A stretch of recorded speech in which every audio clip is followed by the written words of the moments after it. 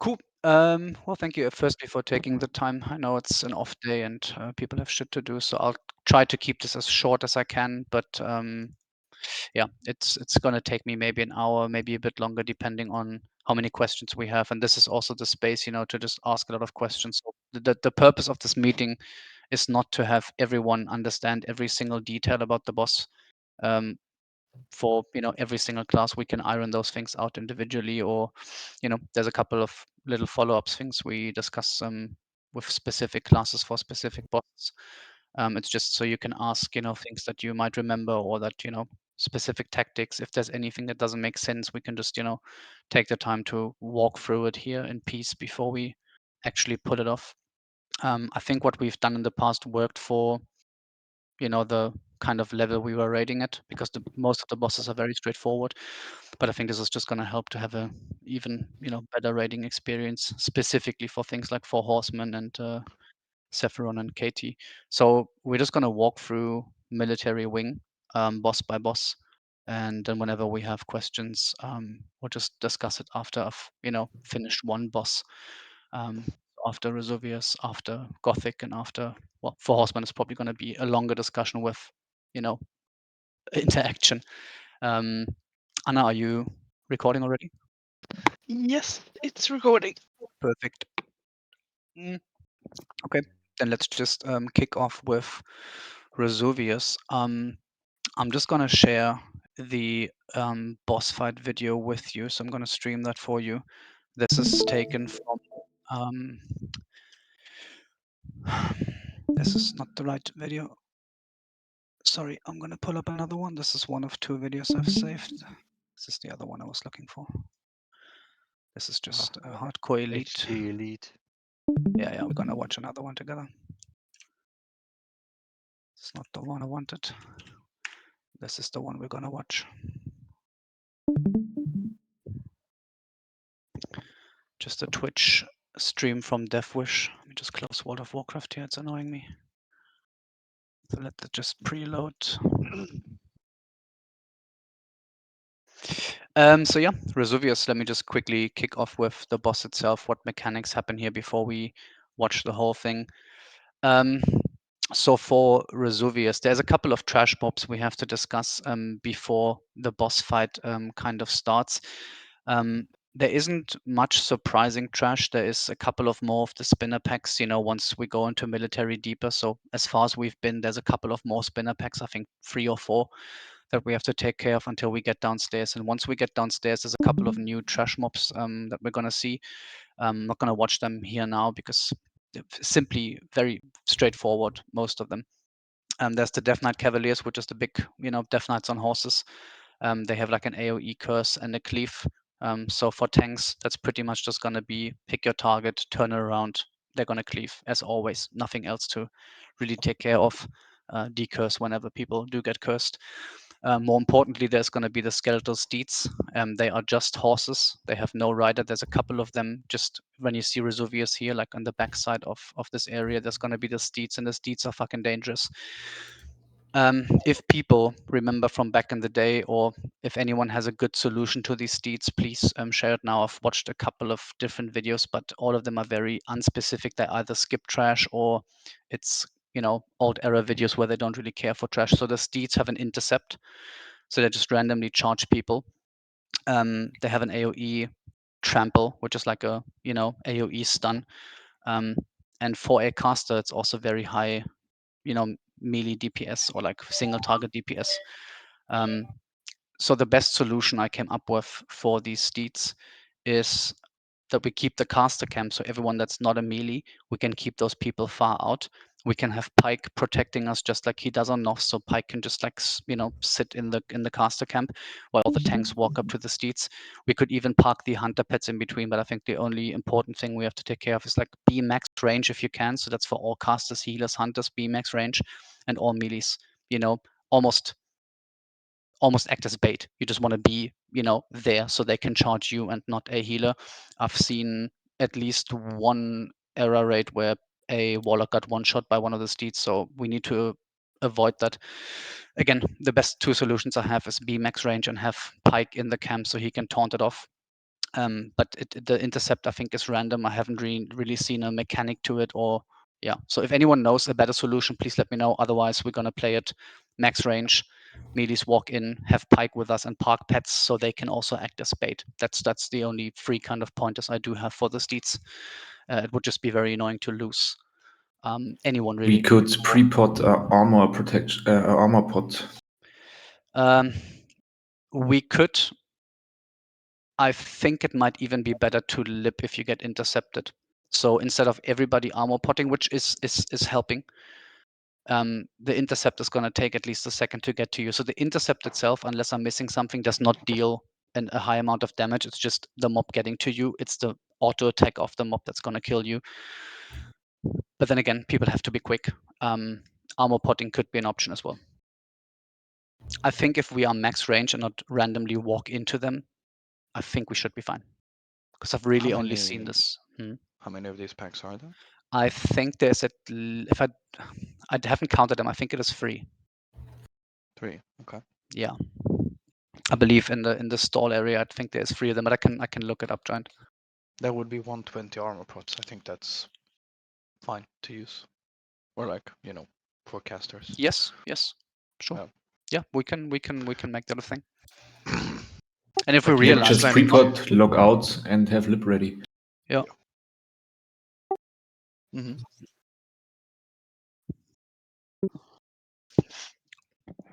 It's also an option. Yes. If you're a low HP caster, you could also use a Titan. Yeah, that's not a bad. So again, the only 2K time armor is a lot. the only time I've Currently. seen. So if you look at Frontier doing it, I know I think Frontier was skipping all the trash in their videos, so you can't see the trash and didn't skip it, but you cannot see it in the video. I've only seen it in Progress, which is a speedrunning guild from back in the day, and well, it's a speedrunning guild. They just like pull 10 of them and fuck them up. But there's one warlock getting charged and he insta dies, and that's only one steed. So yeah, so Titans could be an option. Greater Stone Shield can be an option. Otherwise, I think if you're max ranged and they don't have an infinite intercept, that there's a range to it. They're not just like randomly intercept through the room and kill someone. So I think if we're max range, we should be fine. I'm just putting it out there because I know, especially some healers, I often see not being max range, so they are at danger. If you are max range to the tank, you should be fine on this. It's not a spot where you always randomly lose people. It's not known for that. Are they stunnable? Maybe stun protection? I don't know, Something Nova. like that? Yeah, I would be guessing if I answer that. So I don't know. Yeah, just as an idea. We can try to stun them. Sure. Okay. But that's pretty much the trash. There's a couple of other mobs, but they really don't do much. There's a couple of these small little guys that we meet upstairs. These little dwarfs and undead warriors that you see. Nothing fancy. It really is just the cavaliers. So the big horses who are always going to be focus.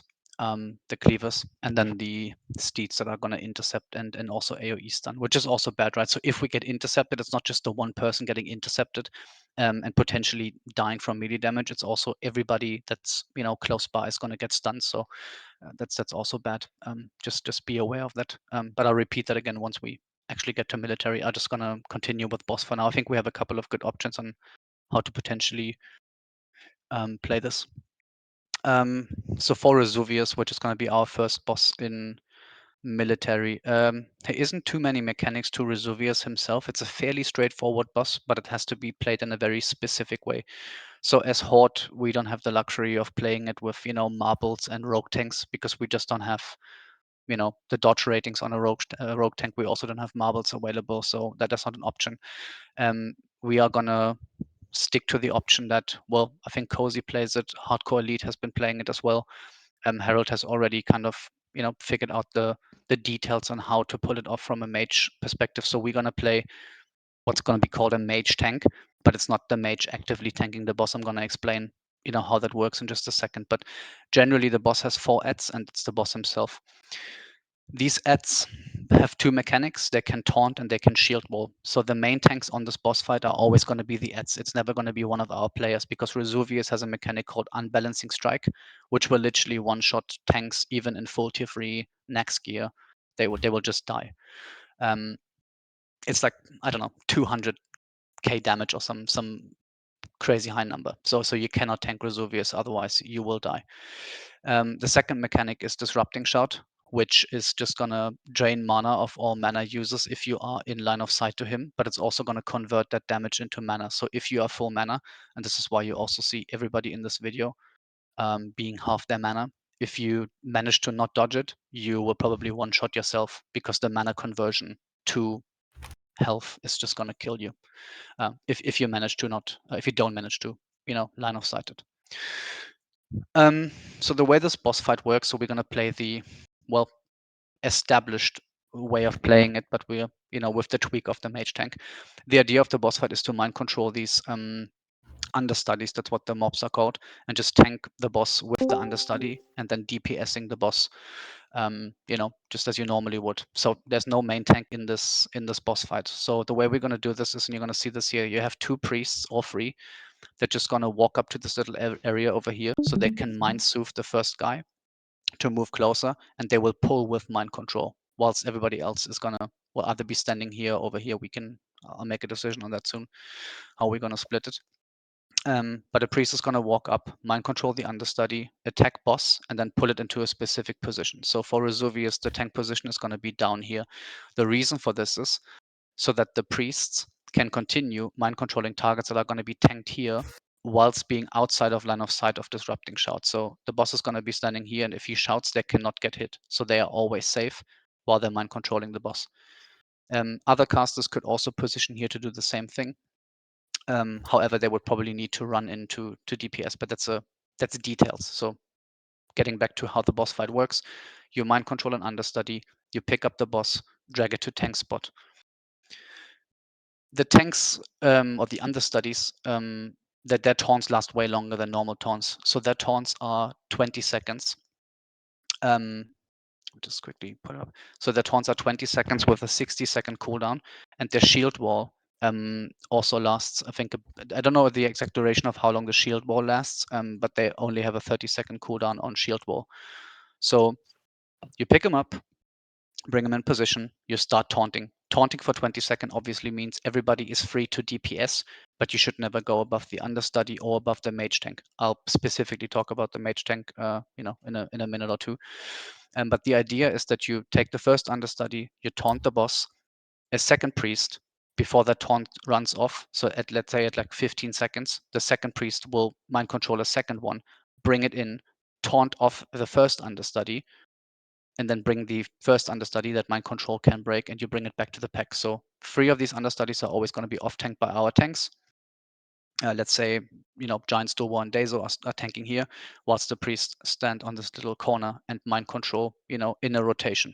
So in a perfect world, you always mind control one understudy, taunt the boss, and then after 20 seconds, you bring in the next one, taunt it off again, and play that same rotation. So people are free to DPS if that works perfectly. However, we all know this game, never delivers perfect.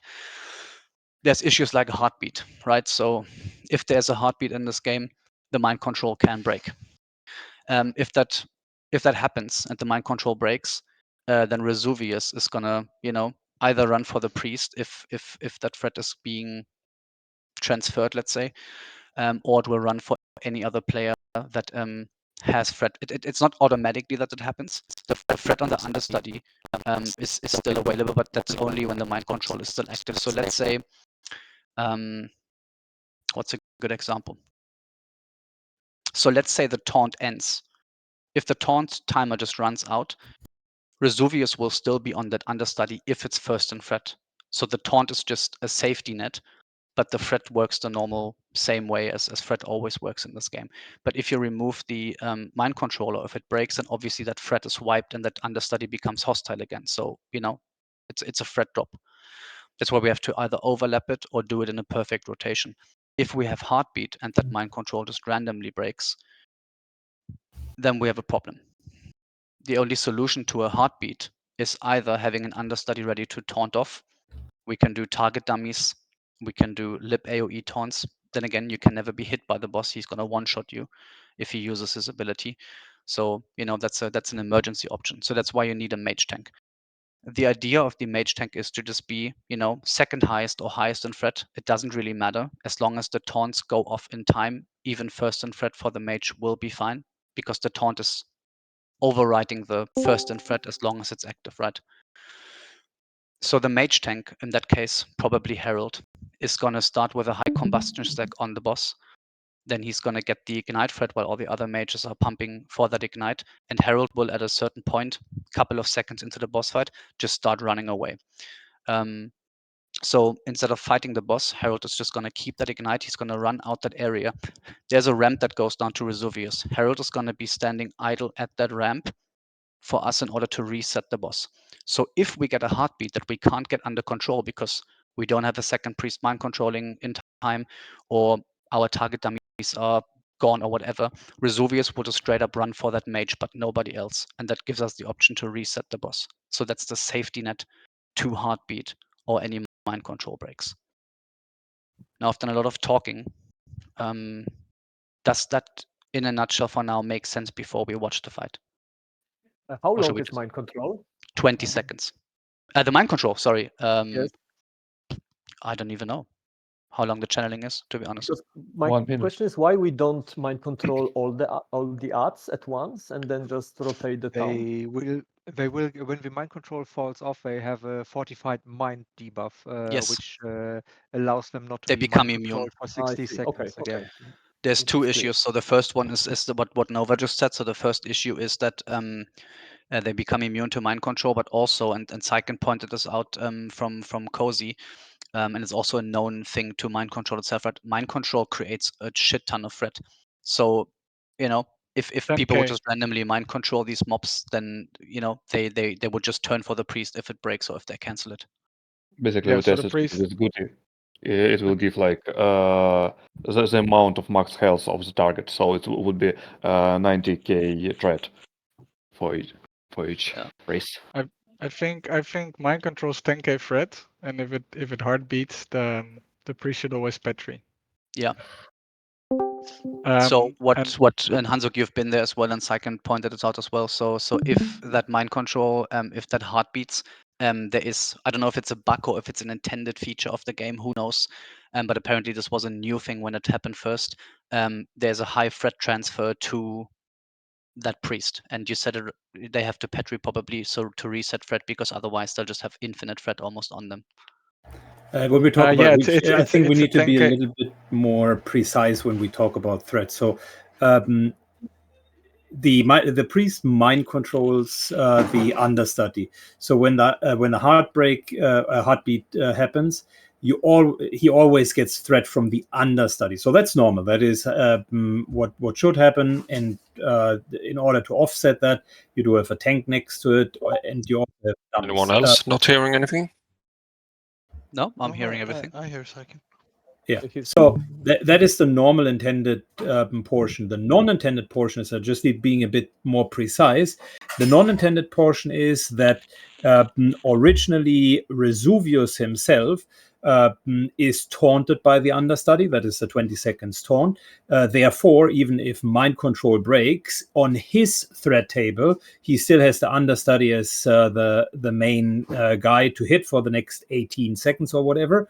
But the problem is there is a bug that when you get a heartbeat during the taunt, there is a certain percent chance that on Razuvious's threat table, the priest is actually taking the position of the understudy. Yeah. And that is very dangerous. Yeah. So again, it doesn't really matter if it's new or not, because we already realize it's an issue. So that's what the mage tank is for, right? So that is the whole idea of the mage tank covering, that issue. But then again, even if the understudy is above the mage tank, which can happen, then we still run into the same issue. So as Hansuk said, those priests would probably need to petri to reset threat, so it bounces back to the understudy. So there is solutions to these problems. We just need to play them right. I'm gonna cover a few more. Yeah, go ahead. Can I add one more thing? Yes, absolutely. So the mage tank, he will build the initial ignite, I think, right? And then gets Yes. a shitload of threat. The other mages keep it up, and the mage Yes. runs away. So Yes. when there's a heartbeat, and the Razuvious is going for the mage, he starts running, right? Yes. We probably reset if we cannot keep him in place Yes. with dummies. When he runs for the mage, everyone should get out of proximity of Razuvious. Even though if he's running for for the mage, he can still one tap anyone that Okay. is close, even not regarding the threat meter at all. Okay. He can just randomly target. So just like run out of the fight, but also make sure you run away from the like boss. yeah, not towards him or like not nearby Yeah. him. Okay, that's good. Yeah. Yeah. Even Perfect. if you're not on the threat table, just get the fuck out of his Yeah. proximity. Yeah, that Can makes the mages keep Ignite rolling when they have to LOS? yes, They can lip the first yes, exactly. and Go ahead, then Hans. maybe eat the second, right? I guess. Yeah. So again, mages and everybody else will be on half mana, so you can eat a disrupting shout, and will probably need to do that. So as Hansuk said, the first needs to be lipped, while the second one will probably have to eat. But mages can be, as low as mana as they want to be, as long as they're still able to cast a fireball or scorch or whatever they want to do to upkeep the ignite. That is a bit up to the mage camp. That's all possible, and he should be dead by then. So it's or we should have enough threat as well. So, and again, this is just a safety net. If we don't get super unlucky with heartbeats, which again can happen, that's why we're preparing for it. We have options to keep him in check with target dummies. We can AOE taunt lip, which is a dangerous game to play, but we could do it. And then again, we have 4 understudies, or 3 in that case, that we can utilize to taunt them off again. So there's options. If I we have one again, thing to add. yes, go for it. For the, as Hansuk said, then if the mage is going to eat the second one, have a list of priests to shield what mage, so then they'll take less damage for the shout. It Yeah, doesn't really priests are matter. also kind of preoccupied with the mind controlling, but Yeah, we'll but the do- other priests, Yeah. right? Yeah, We'll just yeah. start without full mana, like half mana. We'll spend most of the mana by the first shout. By the second shout, after the second shout, probably it would be a mana gem We should or just some we should evocation. the mages should just switch to frost armor prior to the second shout and have a shaman in the group that does stone claw totem is pure physical damage. So mitigation happens first. No. Sorry, it's bullshit. You just waste mana for frost armor. You'll have like 1k mana. You'll get 2k damage max. It doesn't matter. You can survive it easily. But You're not playing with the full mana there. Yeah. Again, you're not gonna die from disrupting if you just keep, if you stay under half mana and you're not, you shouldn't take any damage in this fight whatsoever, except for disrupting shout. If you're a mana class or like a ranged, so that's completely safe. Unless you do what this guy does in this video here, which is full mana on pull, then you'll die from it. But let's not get hung up on the small details of how we're going to play disrupting shot. I just want to watch the video and also cover a few positions. So again, they're starting here, while the priests, you can see this is both their mind controlling priests, and it's always going to be 2 at least. They're going to position, like I said, down here by the ramp. So again, this gives them the chance to be out of line of sight from Razuvious, who's going to stand here. So we have to make sure, and Gutima is going to be the first priest to mind control here. We are positioning him correctly. The other classes can kind of, I don't want to say pick their poison. Personally, it doesn't really matter to me if they want to play this corner, which is a very established way of, being out of line of sight. So up here is always out of line of sight for disrupting shout. Many guilds in hardcore I've seen play it down here. So they stand with the priests when there is disrupting shout, and afterwards they just walk out again. So this, in my opinion, is the better option because it's a shorter way to wiggle in and out, if you know what I mean. On the other hand, you might feel a bit unsafer because, well, now the boss is right in front of your face, and if he runs loose, you might panic and do something stupid. So there's that. But both areas, fulfill the same purpose. I'm just going to roll the clip now, and we can watch it together. I'm going to deactivate sound here. Hope this is loading. Great. But then again, the understudies are always going to stay somewhere here. We're going to have them marked so I can call out which one is next to be mind controlled, or the priests can call out themselves. Doesn't really matter. Just pay attention to how they play it. Again, comms in this video isn't really that important. So you see they start with a mind soothe here just to get closer to him whilst he is patrolling far away. That's important. So you can never start this while he's here. You have to wait for him to kind of walk past. So on pull here, just one more detail. It's very important. I don't like what this is. This is not good. Like somebody shooting the boss immediately is very, very bad. Nobody's doing anything on pull. That understudy doesn't have to immediately taunt. It can just start auto attacking the boss and build normal threat until we are in position, until taunt is needed. That's a detail though. So now you just pick up the understudies, put them in position, and people can start DPSing. So you see here, mage threat is climbing. This guy's taking first in threat. Boss is not moving because taunt is still active, right?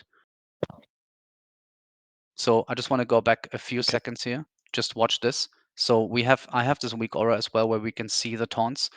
This is taunt timers for Razuvious. So you can see here, this is 5 seconds going still, but the next priest is already bringing in a second target to taunt it off. Can you pause real quick, Rennie? Yes. So if I get a resist on pull with mind control, am I gonna run in with a lip, target dummy, petri all the phone, hope you guys can don't need to petri out?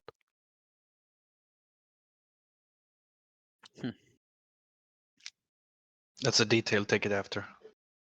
Okay. I honestly haven't really thought on a resist on pull, Guti. I think the solution to I'm not sure, Hansuk, if you could confirm this. Are we being put in combat when Gutima initiates the mind control? No. Is it a okay? So We if can stay up, and like basically if you're up the stairs, like up the ramp when the floor starts to get flat, that's like beyond that, that's the reset spot kinda. yeah. But if but we yeah, stay, good point.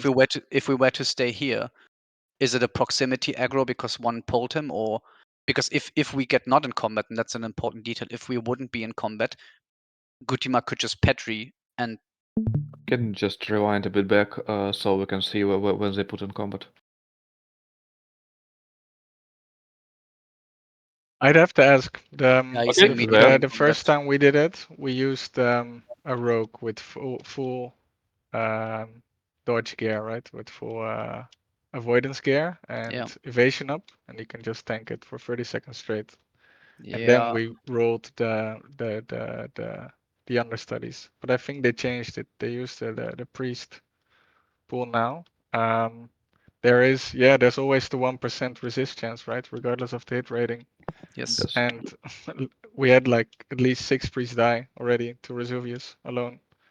But I think if the pool fails, like the problem always was the priest not petrieing. So Can we I do think it like? it's just Sorry. If Can I we do lip, it I, like Guti priest?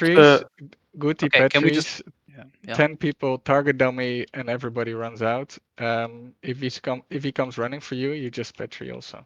Yeah. Does it make sense just to priest? Well, on the same range. Honestly, I'm just gonna. I think we shouldn't think about complicated solutions. I think the best way to do this, and it's gonna sound stupid, I think the best way to do this is just Patriota for everyone, and then we reset. We have enough consumables. We can play this again, and just hope for the second time it not happening. Yeah, it's a 1%. Because basically. yeah, you could Yeah, just let's start. focus on Yeah, the 99%. yeah. So yeah, so let's just watch it here. So you see the taunt timers again. There is a weak aura for this. I already found it. I obviously can't test it, so I have to hope that this is the one. But nevertheless, we'll see taunt on the boss as well. So now it really just comes down to playing the mind controls perfectly, bringing in the understudies again, and you can see this here. The understudy was first in threat, so even on a not overlapping taunt, which it shouldn't be overlapping. Overlapping is bad, so you should perfectly time them if possible. So when it runs out, you should bring in the next one, and taunt runs out, you re-taunt. If threat looks like this, perfectly fine, because he's still gonna hit the understudy no matter if he's taunted or not, because that's just how threat works, right? Basically, you should probably not overlap, but check the thread. If the understudy is on top of thread, you can not overlap. You can just wait. But if it's close to over aggro by someone, it's No, better I to. wouldn't do this, because if we play it like that, we still have heartbeat as a problem. So if we, even on threat, if we have heartbeat, I don't know what happens after. So we always gonna have taunt after taunt after taunt. Okay. Because if it breaks just a second after taunt runs off and we decided not to retaunt immediately, I don't know what happens in heartbeat. It might just run for the priest, and this is just a split second. This is a second, and then the priest is dead. So I'll just have them, lined up. So for the priest, it's just important that, whenever we see taunt running out, like 5-6 seconds before we mind control a second one, bring it in, taunt it, just like they do here. This is perfectly executed in terms of taunts.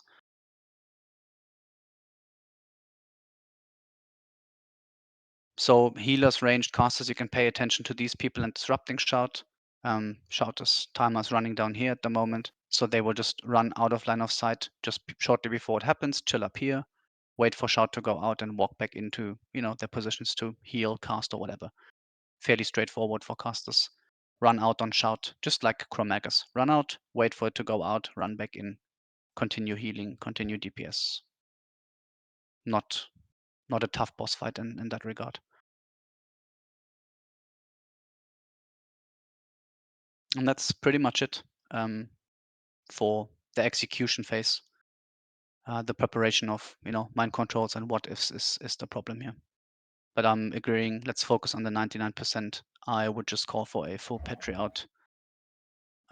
If we have an MC resist on pull. So maybe just short points for DPS. Hansu, can you take what is important for DPS in this fight? You stay below the mage always. If the initial ignite is bad, then, or if it's dropped, then DPS might be like, no, yeah, you kind of can't because you cannot rebuild the ignite. So at that point, you need thread drops if you want to keep pumping. So Petri, myself, I'm gonna bring like 10 Petries just in case. And I intend them to use them to keep pumping. So every time I feel like I'm getting close or high or scary or whatever, I Petri and then I have a cancel aura in my blood first to drop it immediately if I see my thread is dropped, because there is a problem if multiple people Petri at the same time. Thread is not dropped on either, so people need to Petri again until it works. So it only happens when you, like, I think it's like you really have to time it really unfortunate, but yeah, it's something. It's like don't keep pumping unless you see it dropped on the February. Hansuk, just one question I had, because that's hard to kind of figure out from videos. Maybe in logs I could see it a bit better. Let's say we have to reset Razuvious for whatever reason. So if we have the understudies being tanked here, is everybody just running out even though Razuvious is already gone? So let's say he's running for the mage. We are still busy with everything down here. How do the tanks kind of reset? Do they just start running as well? Or do they just all turn around once Razuvious comes back? How does that exactly work? I'm not really sure about the understudies, what they do, but I think in my experience they reset earlier, or at least they don't really get out of the arena. Okay. And Because myself, I I would assume tanks have always, to start running as well. I'm pretty sure about that. yeah, everybody has to Yeah. get out. Yeah. Everybody has to get out of there, because if he resets and then re-aggros, he's gonna start one-tapping people. Yeah. Like myself, I would always, if we look at the screen now, I would always run to the right, maybe kind of, yeah, like that corner. There's this The meat wagon. yeah, this meat wagon. Like try to get on that meat wagon. Yeah, it's also a reset I've spot. never seen him run over to the meat wagon, tapping people there. If he does, just Petri. It's not worth it. Yeah, so the meat wagon, you can't see it here now, but there's one in this corner if you look at the mini map. So up here, there's a massive meat wagon. Those are also reset spots that we used back in the day, so they should also be a safe option. Whilst people that are here already can also start running this direction, right? So But then again, for the reset, you shouldn't panic when resetting because he's always going to run for that mage. And the mage can almost like, bait him a bit longer because mages, have blink. They could even have a nifties or impending doom or a swiftness potion, whatever, to just kite it out a bit if needed. But then again, we're going to walk through the details of where do we reset once we see the area, once we have it cleared while we in military. So let's keep it for the day of when we're going to go execute. But yeah, keep the meat wagon in mind as an option as well. It's the Yeah, way because shorter option to get to. where the guy is now, Len, I think this corner he is. That's the corner where Razuvious is gonna run past. So Yes, exactly. So he's going to come You up ne- here and then yeah. walk all the way over here. go anywhere but that corner. That's like Yeah. the worst place to be, Yeah, basically. absolutely right.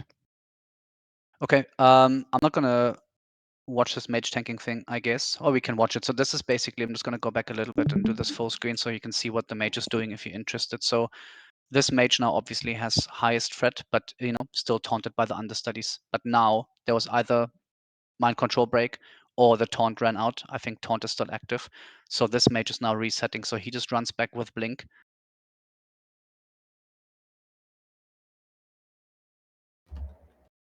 I think it didn't even reset. Did it? As I did. He No, I think always runs. I think they're still trying always- to get it under control, but now it's certainly not happening. There were just a lot of dummies. Yeah. He So they were didn't trying to dummies. get it under control, but they couldn't. So now you can just see. So he's already here. This is going to be, let's say, Herald's spot, and Razuvious is just going to start running. So you can. I'm just going to go one frame back if I can. So this is the massive meat wagons. What's important, and Hanzo, please correct me on this. I remember you have to jump on the meat wagons. You cannot just be in the area. You have to get on them, right? Yep. Yeah. So just keep Get in mind. behind, or on top of them. It's like We the jump luckily don't zone. have gnomes because I know they have a hard time getting up there, if I'm not mistaken, the because they have female. smaller hitboxes. But yeah, try to get on them or behind them, as Hansuk said. Petri if need be, but otherwise the mage is just gonna chill here. Then Razuvious starts running for him. I'm just gonna roll the clip now. So you can see he's clearly just running for that mage, and he's buying people time, right, and checking that Razuvious is still following him. So the second the mage gets, yeah, you can see here now he's resetting. So now Yeah. Razuvious just turns around. He's getting back in position. Everybody in the raid is kind of just somewhere. So they don't even have to run up the ramp. They just walked away from his, So yeah, this also answers the question I had earlier. I guess all the tanks just run out as well. Understudies will reset. Razuvious reset. So this is the safest way you can do this if anything was about to happen. In the And the second half taunt. of the video, you see that the mage goes into the or close to the reset spot immediately after he has the ignite. He's not close to Razuvious at any point after he has the ignite. Can the taunt resist when I'm mind control and I use taunt? Can that resist? I would love to say no 100%, but this is World of Warcraft Classic, so I'm not going to say it. I don't think it can. That would be fucked. Because that is a core mechanic of the boss. So I would heavily be surprised if taunts just can be resisted, because otherwise you're just gonna. But then again, this is WoW Classic. We never know. And I also watched like video wanting me to shield wall before taunting as an ad. Is that fine to do? I don't know exactly how long shield wall lasts, unless it is. It's the same second. Well, then it doesn't matter. You could also macro it. Just keep that in mind, Guti. So if you shield wall before you mind control him, then you will still have at least 10 seconds in which he will still kill the ad. So if you're thinking that he's gonna one-shot an ad with his ability, then it doesn't matter if it's before or after. You know what I mean? Does it make sense? Yeah, it has to be really close to each other then, or should be. Yes. So you can just, like, the most important thing is auto attack the boss on pull. This is for you specifically, Guti. Nobody does anything and you auto attack. You don't have to immediately taunt, because Razuvious shouldn't be going for anyone if nobody does something. If people start healing using Blood Rage and press multi-shot or whatever, then yes, it's gonna be fucked. If you have the time to just walk up to him, clap him twice, and then press taunt, we should be absolutely fine. The shield wall thing I don't think matters too much as long as you do use it. Okay. We're not gonna watch this. So this is Razuvious in a nutshell. We've covered boss abilities. Again, just unbalancing strike and disrupting shout. We've covered what the ads can do and how we're gonna play it. The details. I'm gonna obviously, remind everyone on pull, and once we get there, and I'm gonna walk you through all of this again in a brief, like we always do. May I have a Just question to yes, go for it. Hanzuk maybe? Yeah. How hard is this boss? Because when we explain it here, it's very scary, of course, but usually it's much easier in real. So how hard is this boss comparing to the other bosses we already downed? Easy. If there's would be my no answer. heartbeats, if Yes. there's no heartbeats, and if the tomes are rotated properly, if there's no mind control assist, it's a super easy boss. Okay. So this boss is just known for bad RNG, but like maybe to get into your questions, Near, it's not a DPS race boss. It is not something that we can get DPS checked on like Maxna or Hagen. It really is straightforward. Like Hansuk said, if nothing goes wrong, it really becomes a hard boss fight if things do go wrong.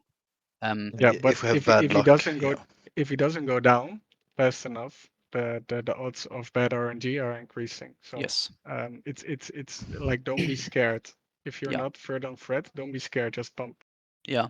Yeah. Yeah, you have to, especially you have a 20-second taunt rolling. So opposite to everything you have 20 seconds. I mean, obviously still watch the threat meter because, the mechanic still applies, but you have 20 seconds to just almost mindlessly pump, except for overtaking, well, the mage tank or the understudy, right? That should always be the rule. Yep.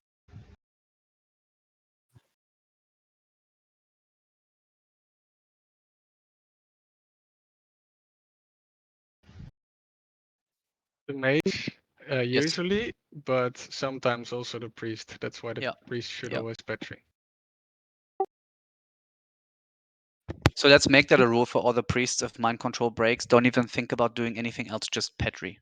That's just straight up petri for you. I don't want anyone to consider options or like, oh, can I maybe target dummy into lip? Probably just petri. It's not worth. Probably you can leap because of if you trigger global cooldown somehow first and then insta You petri. can lip into petri if you want to min max it, sure, but No, he will clap someone else if you lip. So yeah, the true. priest has to petri. Well, it doesn't matter if it's if he petri, he can clap someone else too. No, Because it's it like will it works like the threat transfer is different with a lip compared to petri. Like we had someone die, proximity wasn't even on the threat table after a lip. Yeah. That's why I made the Yeah. petri go. It's Let's like trust Hanzuk on this and just petri. I agree that it doesn't make sense, but What does in this game? yeah. But then to reiterate on the petri, do you want the priest to petri alt F4 or are they just petri? What is the I think it is just petri because that should reset threat entirely. Because coming out of petri, you should not have threat. My understanding is, Hanzuk, and please correct me, but this is how it works in my mind. That priest would just petri while we still have the second priest, trying to have a mind controlled mob to retaunt, whilst we maybe have to get it under control with target dummies. can lip AoE Exactly. taunt So on yeah, people? only on pool. Like if there's bad RNG on pool and Yeah. really early heartbeat or a resist, then it's petri all 4. In other cases, it's just a petri. Okay. Good. Okay, that makes But the sense. priest has to check if the threat is dropped actually, because if someone else petried at the same time, then it might be bugged. The threat drop. Yeah.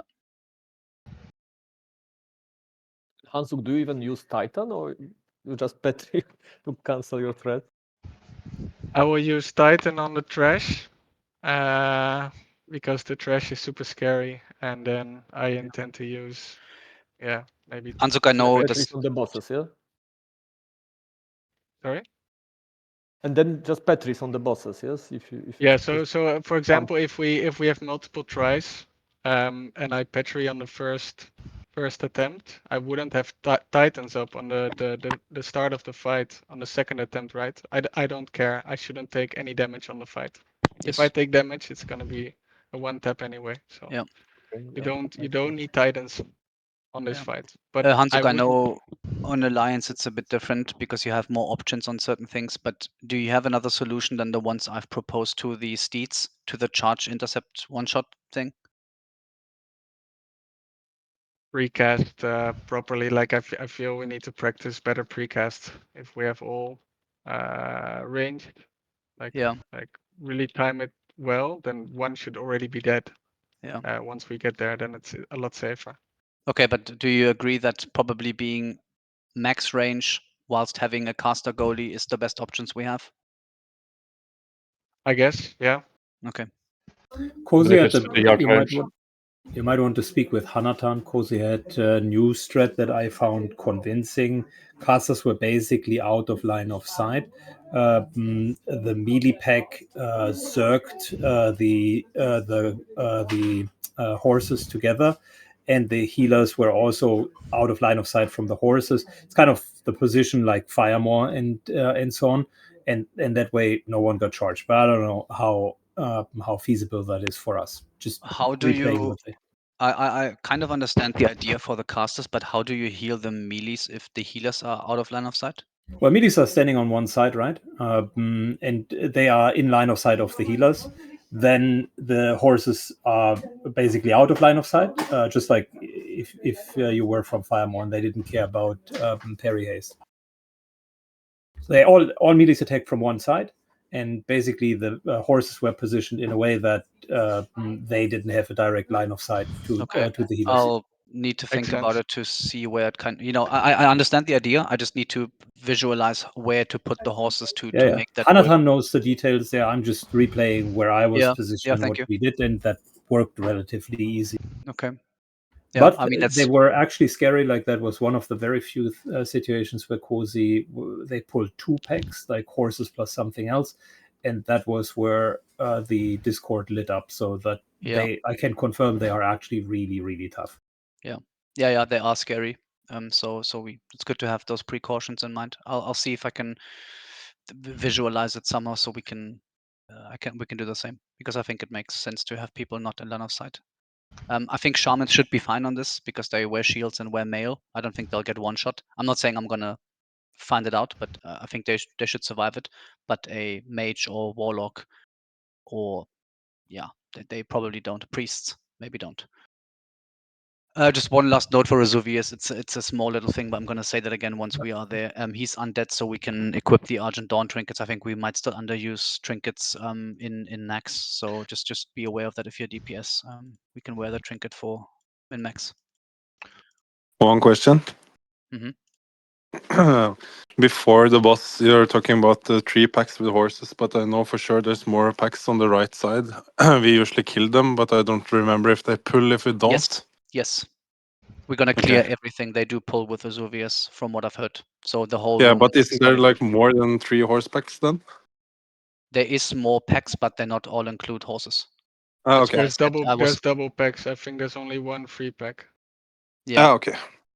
And the other mobs are the, I don't know, stable masters or whatever they're called. They're small undead guys, but they don't really do much. So there's 1 patrol in the middle, 1 big one, and then like a half circle of maybe 5 packs. I don't know the exact number, but we're gonna clear everything because they do. They potentially do pull with Razuvious, and also we need that area, as we just seen, as a potential safe spot to walk out. So we'll They make sure will pull. nothing's Like anything that is not dead will be okay. pulled when Good you then. pull Razuvious. Yeah, I didn't have it on video, perfect. but Thank you. I've heard it does. So yeah, thanks. Okay. Yeah, and Mindsuit, by the way, that been mentioned. Yeah. You need the Mindsuit. Yeah, we did mention it on poll. Yeah, okay. Okay. Maybe open for questions now for everyone, Franny, before you continue it. Yeah. Is there any last things for Razuvious? Anything that worries you or that is not clear or makes no sense? Nate Do priests use headgear? Yes. Yes. Okay. Nate suggested that we use 2 priests to pull to be extra safe. That's 2 times 99%. I don't know if that's feasible. Yeah, I think you mind control 2 on the studies, right? On pool. You can Yeah, just but preparse on both one. on one. So if one resists, the second one they just get control. Yes, that's a good That point. will Yep. That was I already said Yeah. before. Yeah, I've had 2 priests for that as well, but I didn't consider having a double mind control poster. That's a very good point. I had the second one as the same position and backup, but yes, having 2 do the same thing is, yeah, it's better. Just one. Sorry, that's maybe not even a detail, but like it's. I'm just going to mention it. I hope it's natural logic. Whenever the mind controls break, obviously tanks have to taunt off that understudy off. Whenever we decide to either cancel mind control because the taunt is done and we have to move them back into the pack, your job as a tank is to, taunt it back to you and walk it back into the understudy camp, let's call it. That hopefully is a given, but I'm just gonna say it again so tanks don't get confused. So your job is to keep them in check in one little group, so we can, work. Don't have a macro for taunt on this boss, because if you do, if you have like a no ally macro, you taunt Razuvious, you're dead. Just FYI. Yeah.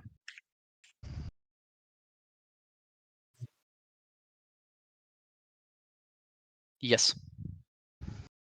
Yeah, you can see on first video. Oh, sorry, on second video, he was super late on mage because he was killing all the damage. Yep.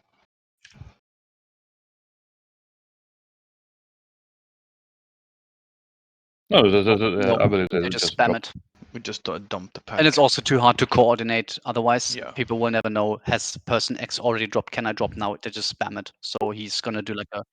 No. I'm just saying he's gonna spin like a Beyblade. Otherwise, so we just like pop whenever. If you see that guy run loose, everybody target dummies as soon as they can, in no particular order. Can I have one question, please? Yes, please. What melee should do with treat when taunt drop? The next target is melee, and one shot mechanic. No change. No change. So no. So whenever threat drops or mind, like if mind control breaks. So first off, the understudy should always be first or second in threat. That depends on the ignite. If the ignite is very high, then the mage is going to be first in threat always. If for any reason the understudy, because when the understudy taunts, he will overtake highest in threat. So let's say the number on the mage is 300,000 threat. If the understudy taunts, it will take that 300,000 and build upwards from there. If the mages are still pumping ignite, that ignite will overtake the understudy again. So it's either going to be mage first or understudy first. So if mind control breaks, he will never turn for a melee. Hansuk has put it out. Yes, he potentially can target someone that's not a threat target, but if you see mind control break, you should walk away from the boss because he should be running for the mage. So as a melee DPS, you just DPS boss. Whenever mind control breaks, you should take a step back. You can lip, you can petri if you feel unsafe. But he should be running for the mage. Dummy and step back, or just Yep. Yes. Just don't Again, be we close yes to we the dummies. yeah the workflow yeah. If you think of a flow chart, whenever you see him run loose, it's always dummy first, unless we call for a full reset. But dummies is the first reaction. Yeah. When there's a new taunt up from a new ad, that's when you move back in and DPS again. Exactly. But good question. Yeah. So he's not going to come for you. And again, that there might be super shit RNG or something that's not supposed the way it should work. But in it should go for the mage. That's why we have the mage tank or the mage kiter in place exactly for that scenario. So the melees don't get just killed. Also, like this like KT push week, it is the like full send it week. Like we can't just doubt and so on. It's just like full send, full glory. Like if you die on that week, like it is what it is. Not Giant, if you're still up for it, and that's something that we've discussed here, with a few people, Giant might even bring his alt warrior to just be able to AoE taunt lip and sacrifice it if need be. Yeah. And he's not going to come on Giant Forge because on Razuvious there's nothing to tank anyways. We don't have to risk him there, so he could bring White Forged and just AoE taunt lip in case shit really hits the fan. Yeah. That's an option too. So we'll keep that open. Okay. More questions for Razuvious? And again, just ask now because we have the time, and also people who are gonna watch this are gonna, The mana damage Just refuge The first. mana damage ratio on the challenging shot is 1-1 or 1-2. 1-2. Yeah. And it's physical only. Yes. Oh, You can avoid it with Leap. You can avoid it with Bob. Well, we don't have a Bobs, but you can. But it's not armor depending. As I know, as It far is, as I know, yes, it no. is. You should have Oh, inner fire up, for example. Okay. Will Like druids it's get physical extra damage, so armor will save your life. Yeah. When I'm in bear form, do I get extra damage from the shot? Because I don't No. think you get any. No, you don't get any. You don't get any. You're not a mana class while you stay in range. Yeah, that's what I thought. So Pike, you're probably gonna probably have a special job. So whilst let's say Giant Stalwart and Dazo tank the 3 understudies that are, not mind controlled, you are probably gonna stand in between Razuvious and the priests, not to taunt Razuvious, but to taunt the et if mind control breaks, so we can at least get that et off someone, because they could also, if there's any threat transfer to the priest even by the et, you will just take that et. And it's also just in case we have to cancel the mind control for the next one, you can just take that, bring it back to camp to one of the 3 tanks, and then I think that's for my ult though. If we can also say- use it. Doesn't matter. It's the same job, just a different position. You just take the ad and move it somewhere, hand it over, and then go back to spot. It doesn't matter who does it. Yeah, that's yeah. You could do that on the alt as well. Sure.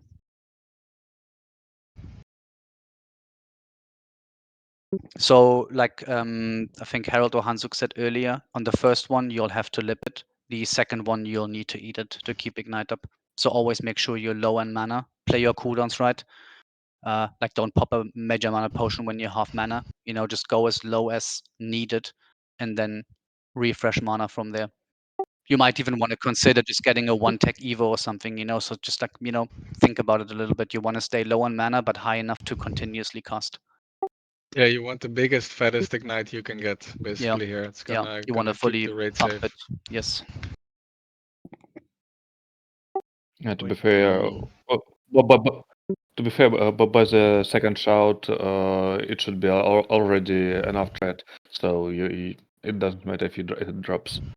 So you should never die here because there's nothing much to heal. So for healers, they'll heal the understudies because except for the few off tanks, there shouldn't be any melee damage. So the healers, their mana, even if they're half, it's not going anywhere except on the understudy to heal them a little bit, and then they can also heal you if you've taken disrupting shot damage. So as long as you stay, I don't know, under like 50% mana, you will be fine. Check your mana pools, do the math if it's a 1-to-2 ratio. Obviously it's going to be impacted by armor, so you're going to take less than exactly double of whatever mana you have. You'll take less than that, but just make sure you're always underneath half mana, or double check your mana pool and do the math yourself and check where it's going to be dangerous for you. That goes for everyone, not only the mages. That's all mana classes, all healers have to kind of look at that. When the understudies taunt is running, do you know if a taunt can break from something similar to a heartbeat, or if it hits, No, it's taunt they can all break. rotate? No, it shouldn't. Again, nothing of these, like these very specific questions around I cannot confirm it. I'm just going by what I've seen and logic, which I know sometimes is bad in classic, but no, that should never be the case. The taunt, once it shouldn't be resistible, and it's also if it's up, it's up. Yeah, it's just a heartbeat from the mic control. Yes. That's the danger. Yeah. Also have a point for whoever picks up ets if we get heartbeat, is that Harold and I tested the amount of threat you get when you mind control, and that's the same amount of HP the target has. Mhm. So we'll get like 90k threat. So you need to taunt, and if you resist, you need to be really ready with like mocking or target dummy or whatever. Because you're not just picking that up if you get a resist on the taunt. Yep. Okay. I'll just take a very quick break, just 1 minute. Don't go anywhere, please. We'll continue with Gothik in just a second, or maybe just discuss another question if we have one. But I'll be right back.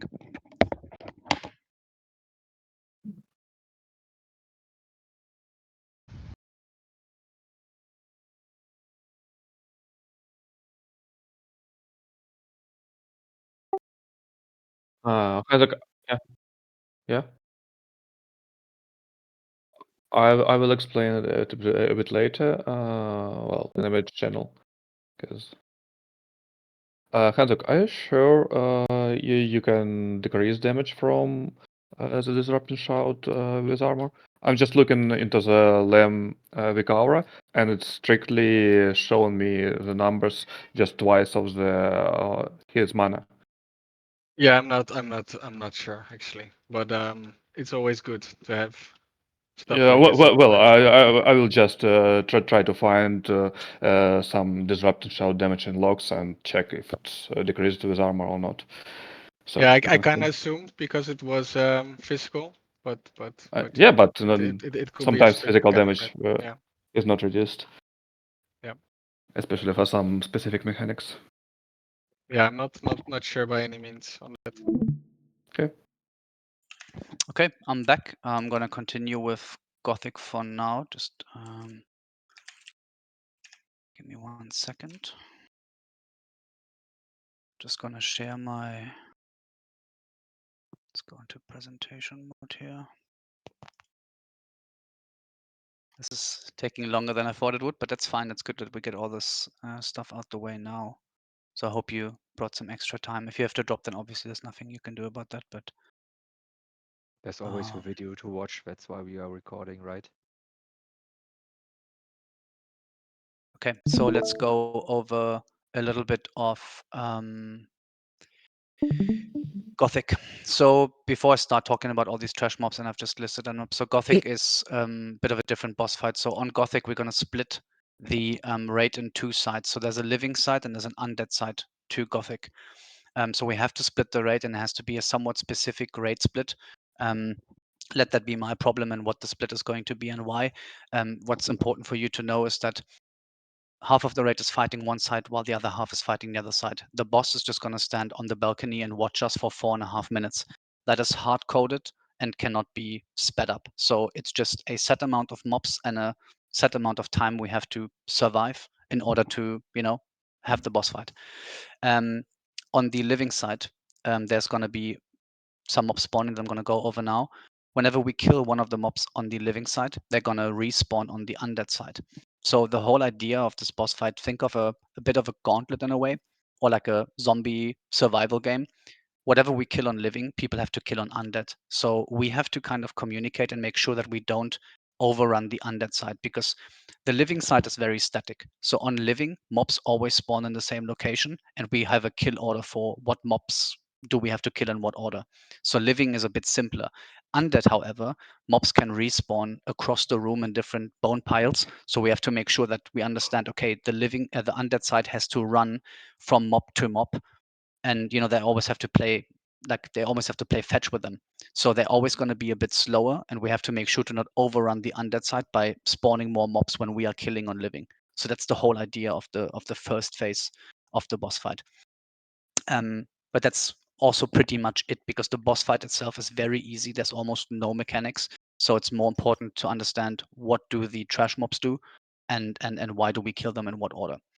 So for the living side, we're going to have the unrelenting trainees that you see here. They just have this like rentability that does almost nothing, and they have a little knockdown, so they just walk around and stunning people. So on the living side, there's 3 spawn points. So we'll have 3 tanks on that side. We'll also have most likely 3 priests, or at least 2. We have a couple of mages for counter spells. We have a couple of rogues for kicks, maybe a few warriors. But I'll look at the details a tiny bit more to make the perfect composition. Most of the melee DPS is going to be on the undead side, because they just can burst down these targets, while on the living side, we can control them with shackles. So that's something we can do. We can delay spawning at least a little bit. We cannot delay the next wave, because those are timed, but we can delay when that next mob is going to spawn. So shackle is a good ability to kind of keep that in check. But yeah, so this is the first mob on the living side. The second mobs, and these guys are a lot more scary, is the Death Knights. They have an intercept, so they just randomly charge people. That intercept is nothing that's going to one shot and kill people. It really is just a random, oh, I'm going to charge you. But they have the Shadow Mark ability. So the Shadow Mark is going to have a whirlwind. That's just physical damage. However, they will give this little mark when they whirlwind, and that whirlwind, that mark will trigger who's going to be hit by the ability of the next mob. So the next mob is the Unrelenting Riders, which is the one we always kill first. Those can be kicked, so their cast can be interrupted, and it's the Shadowbolt Volley. So whoever got hit by the Shadow Mark by this mob will be shot by the Shadowbolt Volley if it goes off on this mob.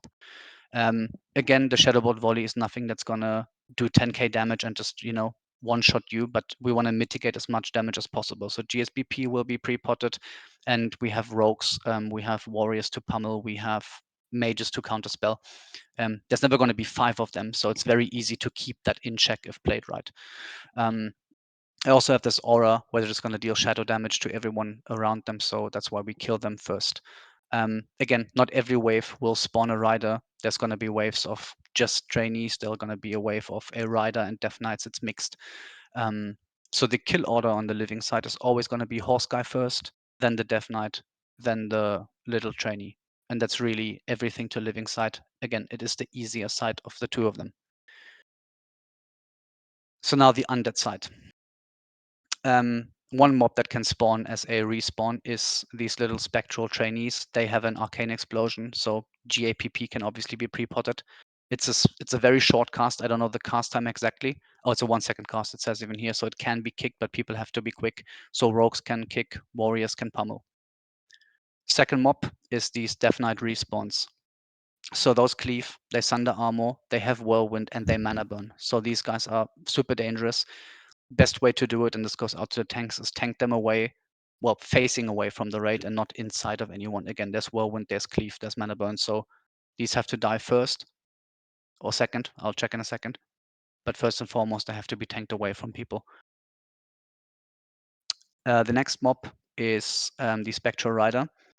They have a life drain. They have the same aura that the Death Knights on the living side have. You can also kick or pummel the life drain. And the last mob is just a horse.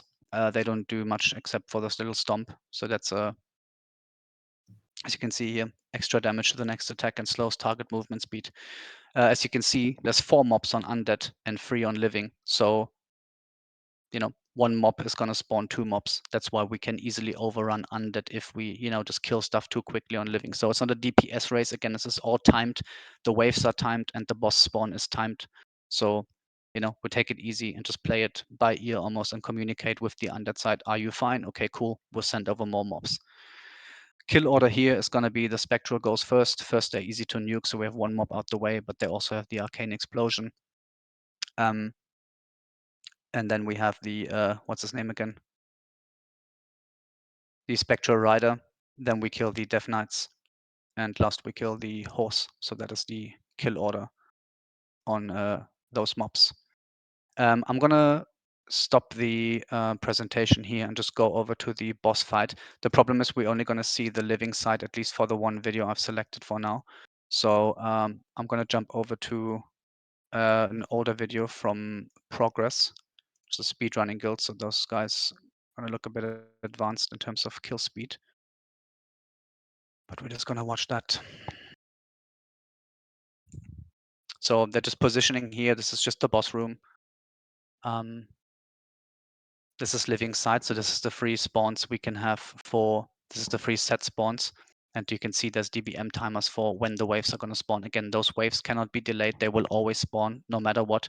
The only thing we can do is delay how fast things are going to respawn on the other side. So it's a bit of a communication game. Whilst this is happening, Gothik is just going to stand on his balcony and watch us. There's nothing he's going to do until 4.5 minutes have passed. Maybe just quickly before we watch the whole thing, just the 2 mechanics. So Gothik himself will just shadow bolt random people, and he's going to have a debuff on the whole raid that's called Harvest Soul, where he's going to reduce the total health and mana by 10%. It's stackable, so the quicker we kill him, the less stacks we're going to get. So the idea is to kind of DPS race him down. Once he spawns, he's going to spawn on living side every time. That's set, so he's always going to spawn on living. At 50%, he's going to teleport over to the other side while the door is still closed. Then those people DPS him down. He will do the teleport every 15 seconds from one side to another until we have him down at, I think it's 30%, yes. So at 30, the gate will open. So usually how this goes down with any, good guild, or at least with like even with like semi-good guilds, it's gonna be he spawns on living, he gets down to, let's say, 60, he goes over to undead, he goes down to 30, door opens, execute, done. I've never seen him teleport unless you played without world buffs, in like Arrow or something, but yeah. Maybe, sorry, I'm just gonna switch videos very quickly. I wanna show you how Frontier did it, because it's gonna be a bit more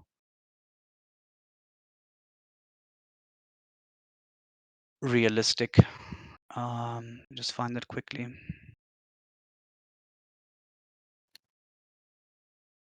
This is gonna make a lot more sense to you, because this other guild is a speedrunning guild and they just play things a bit more crazy.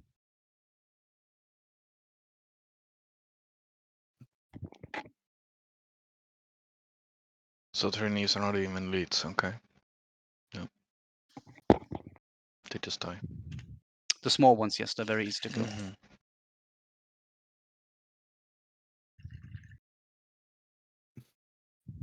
You can see they always respawn on that set timer. And again, these waves get increasingly harder, but never more than 3. But the mobs change a bit, so it's just trainees here at the beginning. Then you also get the riders and the death knights. Yes, they can.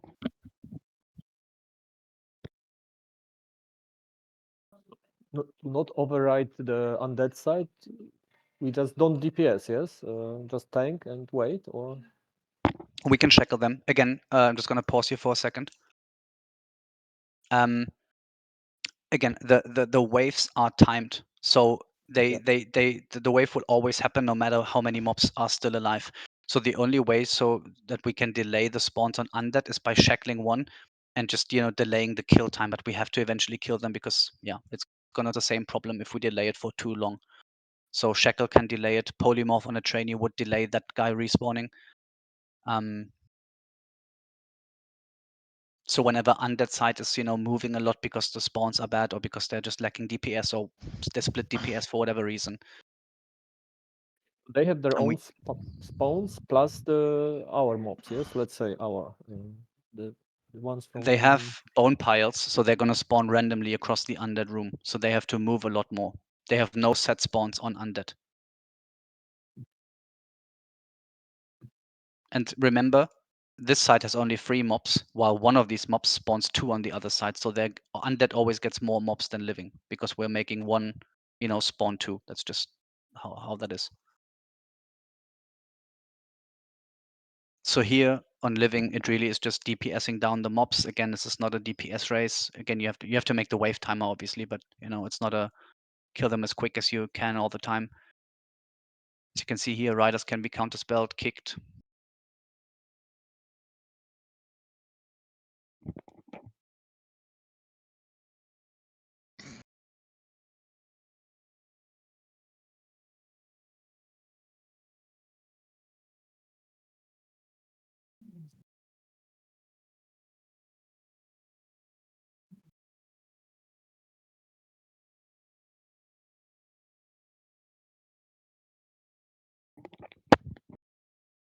So nothing really crazy on Gothic.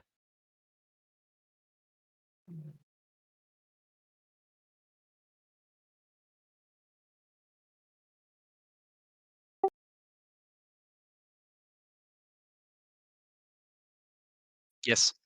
Yes. Exactly. So again, the shackle is only to delay a mob. If we don't kill the ads by the time the boss spawns, we still they will not despawn. So we have to kill the ads with the boss together. So there has to be a balance of killing the mobs before the boss kind of starts.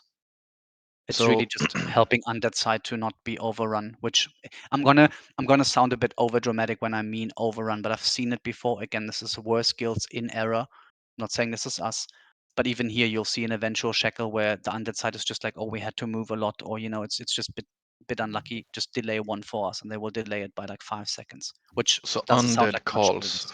for a delay then.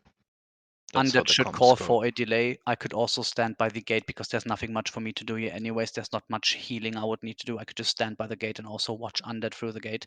But I would like to have one of the main tanks, Giant Eo, be here because Gothik is gonna spawn here. But I'll probably have Dazer, who's also very vocal on the other side, kind of directing the Undead side, right? Because yeah. Yeah. Or you just stay on that side. I could also do that. Yeah. The groups are pretty even, I see. Yes, 22 to 18 or something like this. Huh? Yeah, I would place a bit more Sounds DPS on Undead just because they have more to kill. But yeah, otherwise it's pretty even. And now they're So now you see positioning. Gothic spawn here in the middle, so Giant is just for you to know. The spawn location is fixed as well, pretty sure. Ah, okay. Seems like it. Yeah. I'll rewatch it also one more time to just get it down though. Yeah. But from here it's done. So if you get to this point, there's almost like it's almost impossible to die unless you just don't have the DPS before you get too many harvest soul stacks. Again, this is 10% of your max health and mana. Also important to know for the healers because your tank is gonna have a lower HP pool, but then again he's gonna die so fast with our DPS. This is never gonna be an issue. Just be aware it exists. So now you can see they He's put him to almost 50. down on living side. I mean. Yeah, so looking at this, I'm just going to go back a couple of frames. So at 50, he will teleport over. But also, let's have a look at the threat table. So obviously, Ampy is top threat because he's tanking. Now he moves over. It's a full threat wipe. So people on Undead cannot just mindlessly pump into him because this gate is, in the middle. So people can't enter. So wait for the second tank. In that case, maybe Dazo to pick it up. 30 opens the gate. People just join here and zerk him down. And that's it. So the harder portion of this boss fight is managing the waves, not the boss. So managing the waves is the boss fight. The boss is, I have to talk about it. Yeah, seems easy enough. It is a really easy boss, if done right. Here it's just going to be a couple of trash mobs we already know, plus the riders that you can see down there. So instead of the Venom Stalkers pathing, you'll have the gargoyles again, you have the acolytes again, everything that we do every week, plus the one big patrol, which is a double. What are they called? These necrocasters. I forgot the name. The AOE casters plus one of the horses. So here, as Hansuk said, we're just gonna precast on these guys. We always do that anyway. So precast Skull, kill these Necroguide Guardians as quickly as we can, whilst the Vindicator is just being tanked. And then, yeah, so the kill order is always the AOE guys first, then the horse guy. Then it's just ghouls. Okay, I'm gonna skip over the trash because I know all this. So next up would be for horsemen, but before we get to for horsemen, any questions for Gothik? Anything that doesn't make sense or any details? I remember to precast him before he enters the fight, but I think we don't do this. That is, we did the same thing, but there's no reason to do it. But maybe precurse him? Not really a point. Whatever you do is just gonna pull the boss, quote unquote pull the boss. It's just gonna trigger the event. I don't think it has any value because it's 4.5 minutes.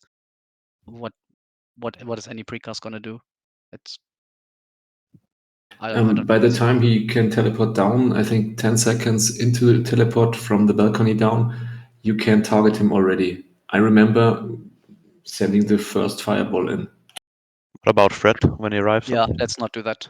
It's not needed, and I don't want people to have threat over the tank and die too. Yeah, let's not touch him.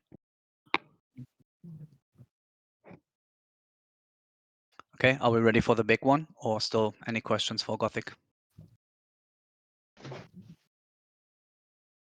Just one last note, remember, we have to kill all ads on Gothik. Even if the boss fight starts, the ads are still going to be there. So if we have remaining ads on Undead, which could happen, just kill them first, and then tank stays ready for Gothik in case he teleports.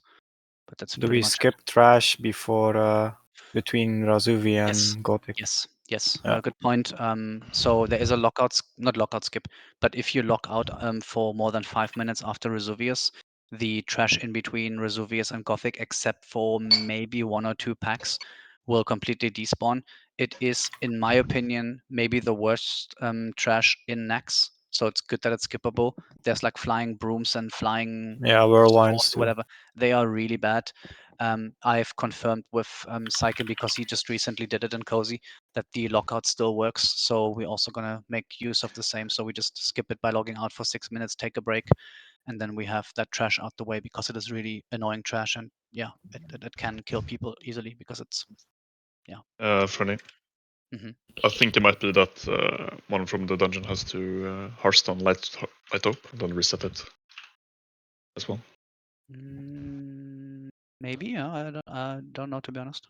Reset? You cannot reset, right? Yeah. If you kill a boss. It's a raid, right? Yeah, but Yeah, you but used you can still use the function as soon as Yes. everybody logs out, and then it counts as every mob is reset into the instance that wasn't killed before, and Mhm. they just don't exist because they are It's a bound good to point. I mean, disappear. there's nothing we can't do any harm by doing it, right? So we Yeah. could just have somebody port out, Oh. use it, and then yeah. Yeah, all I know is that the first packs of the wing you have to kill again, basically. Yeah. Okay. Now it's time for the big guys. The big scary four horsemen. I'm just gonna walk you through my presentation again. So I'm just gonna again the notes on four horsemen. So please bear with me. Four horsemen is a long, tedious explanation thingy. I can set up several meetings for DPS, healers, and tanks. Just most importantly, I don't need you all to understand what the specific role of everybody in this fight is. It's not important that you understand that. You need to understand the base mechanics of the fight in order to stay alive yourself. What the healers are doing in their rotation. If you're interested, join the meeting when it happens. But it's not important to you as long as they do it right, because you have to count on them to do it anyways, as much as we have to count on the tanks to do their swaps and the DPS to deal the damage. So it's 3 bigger pieces coming together into one coordinated fight, but you don't need to understand each individual piece perfectly. Let that be, my problem. As long as you understand the base mechanics of the fight and how we're gonna try to execute it, we should be good. Let me just walk through the base mechanics of what happens at the Four Horsemen. So Four Horsemen, they all have 3 shared mechanics. I've not noted down what mechanic 2 is, because, well, if we get to see mechanic 2, as it says here, you're dead. So let's not get there. It's 100 marks, which is a long into the boss fight. We'll never get to 100 marks. We'll either wipe before or we'll make it before. So don't even bother with that mechanic, with the enrage. The 2 important mechanic are shield wall and the summoning spirit. So shield wall. Every horseman has 2 shield walls. They will always trigger at 50 and they will always trigger at 20. The only way you can skip a shield wall is if you burn through the first shield wall quick enough. That's only realistically going to work on 2 or 1 bosses. But yeah, just keep in mind, for everyone, they do have shield wall. Don't be surprised by it. It's normal. It's a 20-second duration. That's maybe important to note. And again, it's at 50 and 20. Summoning spirit. Whenever a horseman dies, they will just, in their place where they died, summon a spirit of themselves, and they will still apply the marks. I'm going to cover marks in just a second. Just important for you to know, when a horseman dies, that area is not safe. Okay, keep that in mind. Even if the boss is dead in that corner, the area is a no-go zone. It's not safe. We have a safe spot. I'll explain what that is in just a second. Just keep in mind, there's a spirit. The marks mechanic, that is the most important mechanic of the fight. So on pull, we have 20 seconds until the first mark happens. After that, every 12 seconds, there will be an individual mark casted by each horseman. Okay, so when we pull the horseman, we put each horseman in their respective corner. There's 4 corners in the room, 4 horsemen. We're gonna have them there. But the marks are gonna tick no matter no matter what, as long as you're not in the safe spot. The safe spot will be in the middle of the room. So the way this works is that the marks have like a 45-yard radius roughly, in which they're gonna apply the mark to any player that's inside that radius. If we manage to pull all 4 horsemen into their respective corner, there should be a zone in the middle of the room where none of the mark zones overlap, or where they, don't even hit at all. So that's the safe spot. That means no mark will be applied there, and if need be, you can, not if need be. There will be a need be. The marks will be removed in the safe spot whenever you need to remove your marks. I'll show you a video of what that looks like in just a second. But yeah, 20 seconds after pull first mark, and then it's every 12 seconds in which we'll get a mark depending on where, which area in the room you are in. The marks will always last 75 seconds and they do stack. Important to note is that the damage of the marks will only apply when they tick. So let's say you already have a mark.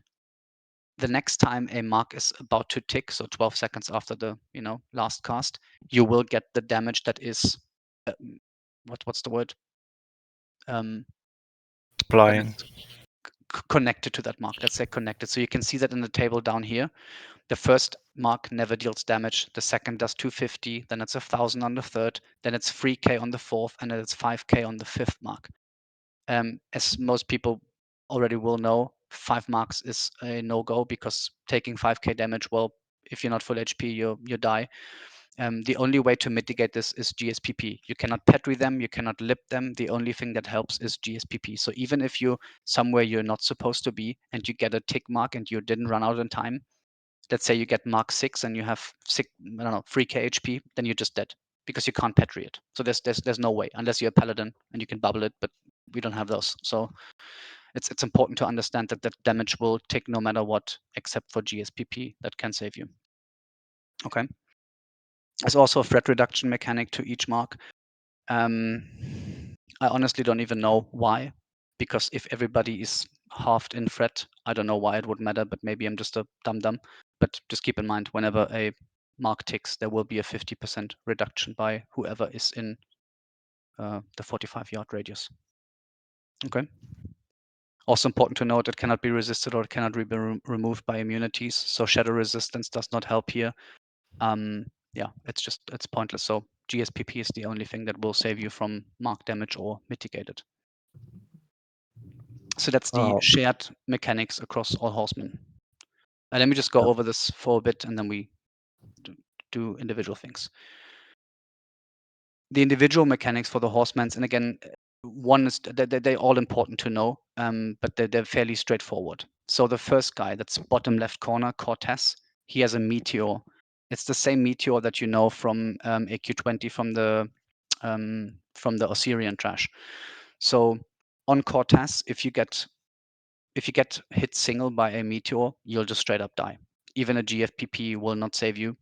You will have a GFPP up, but unless you're a tank with, let's say, 12k HP, the likelihood of you surviving is almost zero. So what we're going to do on Korth'azz is we're going to have camps. We're going to have a melee camp that can share the meteor damage, and we'll have a ranged camp that can share the meteor damage. The most or more important thing is whenever you have to run, and I'll explain all the running and where to go in just a second. Whenever we have to leave Korth'azz for, well, either you're supposed to move or you have just drop marks or whatever. You cannot just randomly run out because there will be meteors flying around. So whenever, and that's the most important thing to remember, if you run out of Korth'azz for whatever reason, make sure you do it after meteor dropped. That's the only thing to remember. Because again, if he hits you single, you're dead. Mograine, and this is just important to know for the healers and the tanking Mograine, which is going to be Dazo and then Giant Forged. He has a chance on hit to deal a lot of fire damage. Plus applying this 4.8k fire damage dot over 8 seconds. Dazo will be wearing a bit of fire resistance for this boss, but healers need to be aware that there's a potential for high incoming damage. This also has no cooldown on the proc, so if we get unlucky, the boss could just continuously proc at each hit, and it's 25%, so healers keep that in mind. It's very important that those tanks have to be topped off at all times. That is the bottom right corner. For everybody else that's DPSing on this boss, nothing to think about. This only applies to the tank. It will never hit you unless you overthreat the tank, obviously, which shouldn't be the case. I will call meteors for the first guy anyway, so people can feel safe. Good.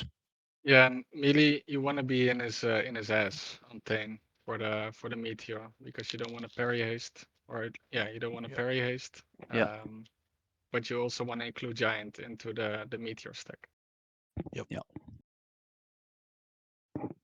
So be as close to him as possible while still being behind him. Yeah, that's a good point. Blaumeux is going to be top left corner. She spawns these void zones, the big black circles that you can see on the floor, and there's going to be several. It's not only just going to be one, it's going to be several of those.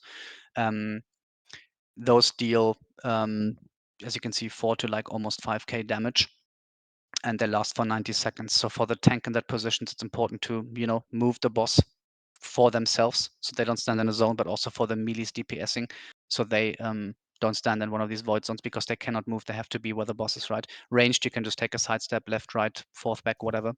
As long as you're not in a zone, you're good. But if you stand in a zone, the damage is applied fairly quickly. So you cannot stand in them for like 2 seconds, be like, oh, I'm going to sidestep now. You have to move immediately. I think it's a almost 1 second tick. So you'll eat a lot of damage. If that pairs up with a mark ticking, let's say mark 3 and void zone, you're very likely dead. So, or very low on health. I don't want to say you're dead, but you know, you have to be aware that you cannot delay running out. It's not, you know, it's not safe. The most important single mechanic for a horseman on this boss is Zeliek. For all melees, you can stop listening. You'll never touch this boss unless you're a tank. That's the first rule for Zeliek. No melees on Zeliek ever. This is purely for range DPS. The reason is he has the same chain lightning mechanic that Venoxus has. If you miss position or if you run in a way you shouldn't run as a melee DPS, that's why I don't put you there, because we firstly don't need you to kill the boss there, but also it's just more dangerous to put you there than, you know, just keeping you out. If the chain lightning bounces, it will just kill a lot of people or wipe the raid if the position is bad, because it just keeps bouncing, doubling the damage each tick. So what we're going to do instead is we're going to have the healer camp, which is going to be the same for every boss. We'll have a ranged DPS camp where they can safely stay and, you know, not get chain lightninged, or if it does, it just happens, just bounces like maybe once. And we'll have a tank camp and a specific tank path so we can avoid the chain lightning mechanic. But I'm going to show you what that looks like in detail once we get there. So this is the shared mechanics and the single mechanics of each boss. Not going any further for now. Do you have questions around the mechanics? And I know the marks will have questions that I'm probably going to cover going forward. But for the single mechanics and the marks, is there any questions on how they work or what they do that I haven't covered or that you're worried about?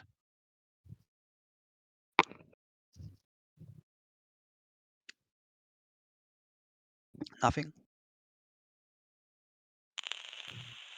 I think what I would like to add, if Blaumeux dies, then there's no role for the melee DPS anymore, right? So we can just log out. Correct. Keep the buffs and stay safe. Like Yep. at that point, our job is over. Yep, exactly. And we kill them one by one. I'll walk over that in just a second, Sneer. Yep. We have a not, it's a tactic. We have a strategy on how we're gonna approach, you know, in what order to kill.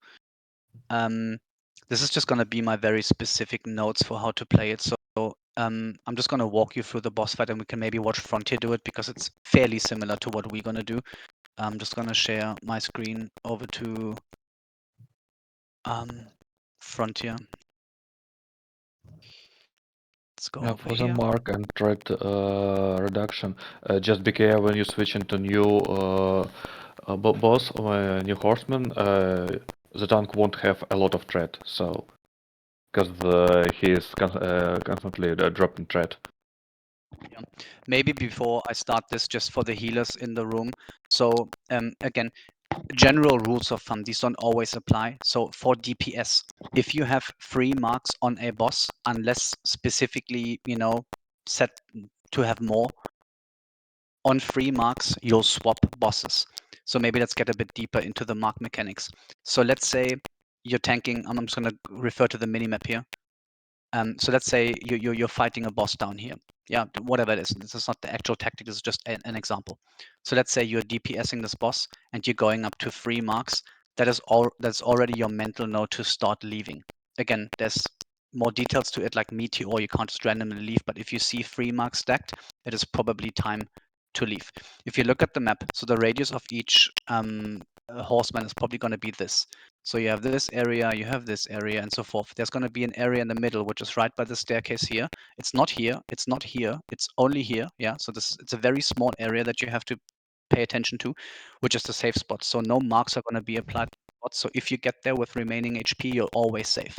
Yeah, you cannot die in the spot unless people miss position horsemen or move them around when they shouldn't. So just keep that spot in mind. This is the safe spot for the 4 horsemen. For the healers, each pillar would kind of represent your healer camp. So if you're a healer and you're assigned, in this case, Mograine for this corner, this would be your spot to stay, and you heal the tank that's somewhere over here.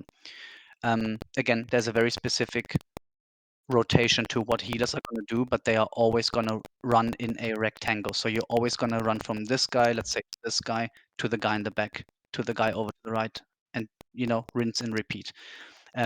We'll have healers run on different marks at the beginning, so we always have a rotation of 4 healers walking. That ensures that we always have 3 healers per corner, being able to heal the tank and the player in the respective corner. If we wouldn't do this, and this is why the boss fight, is very special in a way. If we wouldn't follow that rotation, and again, the details of the rotation don't really matter now, then we just stack too many debuff stacks on the healers, they would just simply die. So they have to be in a constant rotation, so they only stack up to a certain amount of stacks in order to survive themselves, but also give healing to others. The way we're gonna approach this boss fight is, and again, the position of the bosses is always the same. Zeliek always moves top right. Blaumeux, so blue, always moves top left. Korth'azz is always bottom left, and Mograine is always bottom right. That's just the established way. Because those skull and cross the first bosses to die. So meteor guy dies first, then the fire damage guy dies second. That's Mograine. Then it's Blaumeux. It's Zeliek. I'm just gonna go to pull here. I'm gonna talk about a few more details while we watch this. So they pulled early, which is not what we want to do, but so we have 20 seconds now to position these horsemen in their corner. It is important for tanks to always go as far as they can to minimize the radius of the mark. So you can see he's almost hugging the deepest corner possible. This again is the melee stack for the meteors. This is the caster stack for the meteors. So casters and healers are back here. These are Hansuk set almost inside the box. The way we are going to approach this fight, remember there's shield walls here, is we're going to have half the cooldowns of this melee camp popped on Korth'azz. When we time the cooldowns right, if we time the cooldowns right, and DPS well enough, we can burn through the first shield wall so fast that the second shield wall is not going to be triggered. So we're winning damage by being fast, right? So on 50%, most people are probably going to use their Death Wish, and the Recklessness is for half of the melees. Yeah, this is divided into rogues and warriors. So we keep the second half for Mograine. So Korth'azz is going to be burned down as quickly as you can. You can see shield wall is triggered now, but the boss is burning so quick that he's not going to be able to use his second shield wall.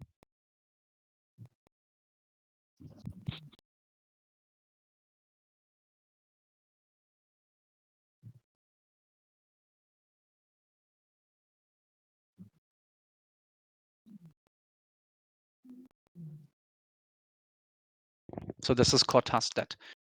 We're going to have the same kill speed, if not a faster kill speed. You can see they're just up to 3 marks. So now one thing about the marks is these individually stack. So if you have a mark of Korth'azz, it's not going to put you to 4 marks if you run into Mograine. Mograine's mark is going to be an individual mark. So let's say you get 1 mark of Mograine, which total would make it 4. You will not take the damage of 4. You will take the damage of 1, which is nothing. If you jump to 2 on Mograine, you're going to get the damage of 2 Mograine marks, but not 5 total marks. So the damage is only individual, but you get, a row of debuffs if you You only take damage from the 1 mark you would increase. Exactly. Yeah. So when the boss is down, the marks are safe, let's say. Yes, not dangerous, right? Again, they only tick whenever they are applied. They don't randomly tick. So this is just the debuff timer near. But if there's no additional tick applied, you will not take damage. But remember, this horseman has now spawned its ghost, so you cannot just walk back here because you will get another tick or you will get another Alright. mark. Okay. Okay, so you cannot just randomly walk back to the area. This is what the safe spot is for. So in the safe zone, nothing will be applied. So this is where you drop stacks if needed. So instead of walking safe spot and over, we can just this is a min-max kind of thing. We can just like straight over Just to this walk guy. straight over. Yeah. The So instead of difference is taking this, we're gonna go save ahead. time on the kill for Mograine Yeah. instead. So instead of running these two large diagonals, we're just gonna, take this run over here. We're just gonna go straight. Sorry. Well, if you run straight, if it's bad timing, you can get just the fresh mark when you enter this zone. Probably sometimes it's better to move through Yes. safe. Yes, I agree. I agree. But I think it's an unnecessary min max because this guy should die almost as fast as the first guy died. I don't disagree, Harold. I can Casters make up can my do mind. this, yes, Yeah. because they are in like the general direction. Melees Yeah. just book it. Yeah, Okay. I would agree. Yeah. So here it's the same kind of idea. Remember, this is just single target on the tank. There's nothing for you as a DPS or healer to look out here. You could be in any position. It really doesn't matter on Mograine because he only damages the tank. Important to note again is half the cooldowns that we saved are going to be used here. So it's the same approach on the second horseman. Half the recklessness, half the death wish, adrenaline rush, whatever your rogues have is going to be used here. Mages, I'm not sure if it makes sense to split your cooldowns. I have not really seen any notes or tactics around that. Yeah, I don't know what to do with the casters and the cooldowns on this. Just putting it out there. Maybe you can think of something clever. Otherwise, we'll just blast it into Korth'azz. I don't think it's really important. On first one, we can pump with combustion PI. On the second one, just with MKG. Yeah. So now this looks very easy if executed well, right? Because there's stuff going on that you don't see when you watch this. So whilst this is happening, the healers are already running a specific rotation to keep, all the tanks safe. This is something I will take up with the healers. Again, you as a DPS, you don't have to know how this works because it really doesn't make a difference. If it's not done right, we die. If it's, it just doesn't make a difference. You just have to trust the healers to do the job. So what's important to note here? So again, this is the safe spot. So now you have marks from Mograine and you have marks from Korth'azz. So running into Blaumeux is safe because again, you will not take any of those tick damages anymore because they've already been applied. So on tick, they took the damage. This is just a debuff running. This will not deal extra damage unless you run into an area you shouldn't run into. So if now MP in this example would decide to run over to the corner where he shouldn't be, so back to Korth'azz, if in the next 3 seconds another mark would tick and he runs into the area, he will take the 4 tick damage, which was 3k damage. So this is what the safe spot is for. So once we get here, you can see some people will just drop their marks, but technically everybody could move into Blaumeux because the same thing that just applied to both other bosses is applying here. However, we should look at our HP, maybe heal up in safe spot because remember the healers here are mainly for the tanks. Yes, they will still heal any other player that is dropping low. I personally will probably sit in safe spot for this fight so I can look at every corner and direct people, and we'll probably have a 13th healer running the rotation. So I'll start with the rotation, but probably after the first boss, I'll walk to safe spot so I can heal people in safe spot, but also look at the fight and direct what needs to happen on the side. But then next up, you walk up to Blaumeux. Again, this is the same marks, but she's spawning the void zone. So these big black circles, whenever they appear, run out immediately. If it happens on the tank has to move the boss. For the tanks, maybe watching this video later or the ones that are in the room, We're you gonna have go to. through a lot in tanks. So Yeah. I'm don't just need to one cover. quick note. You have to make sure to not move Blaumeux like too close to the safe spot. Like if you have to move through void zones, use this area back here, but don't run in safe spot like just that's putting people on the safe spot in danger. So make sure you make a conscious, clever decision on where to position and don't panic and randomly, go for a walk with that horseman. That's the most important thing in that corner. So from here, this is, by the way, a bad thing happening, but they're fixing it quickly. This is like the only one where like DPS needs to now start to think basically. Yeah. Like when you have 3 on this one, you should go to safe spot. Otherwise, it's just zug zug zug and then safe spot. Exactly. So on this, and you can see also MP because he's not tanking on this one. It's not his duty to tank this one. He has 3 marks of Blaumeux now. He's gonna walk out because again, after 4, the damage just exponentially increases. So he doesn't want to take more than 3. So the rule is gonna be here. Oh, 3 marks. I'm running back to safe spot. Again, no melees touching Zeliek anyways. So here it's just save spot and drop it. This is not the time to lock out yet, because you're only going to lock out once she dies. I mean, this looks fairly safe, but yeah, just I want you to pay attention to a few people here before I keep the clip rolling. Looking at this, is there anything that looks odd to you? And then not the experienced Nax Raiders. I want people who haven't done this fight in like 10 years to tell me what's wrong with this. Exactly. So this, all of these people down here, heavily mispositioned. They should not be in this area. Especially these guys down here and whoever the fuck is hiding down there. So this is your death sentence. This is where you die. They have no business standing here because it's just stupid. I'm not blaming them. I'm just saying, like, please pay attention to this, because now look at the raid frames. 2 people just died. But do they move because they moved Blaumeux, Frenny? Maybe because of Yeah, the like range. Blaumeux is not in a good spot there, so I think they The thought spot they was not real good. I think they had to Fair move enough. like way. But Yeah. look at where the horse is now. This is Now he's moved. He moved back now. even Again. even if that horse moved to over here because it ran loose for a second, that is not your time to run back into any of the bosses that you had a mark of. Well, yeah, then if we use our brains, you should probably not have any Korth'azz marks, so you're safe to take 1 Korth'azz mark. That's what I wanted to say. Maybe it's safer to take 1 Mograine mark again rather than taking 1 from Blaumeux, right? Yes, if you don't have marks, if the debuff ran out, yes, because the first one is never going to deal damage. That's absolutely fine. I'm just saying this is not the case here. They're just mispositioned. Frenny will be where the safe spot is, so if you are on Frenny, you will be safe. I'm just going to point it out here because this is the only time you really see it executed in this video. So this is just for tanks. Everybody else, you don't really have to care for this. So tanks, and again, there's going to be a meeting for tanks specifically on how to do this.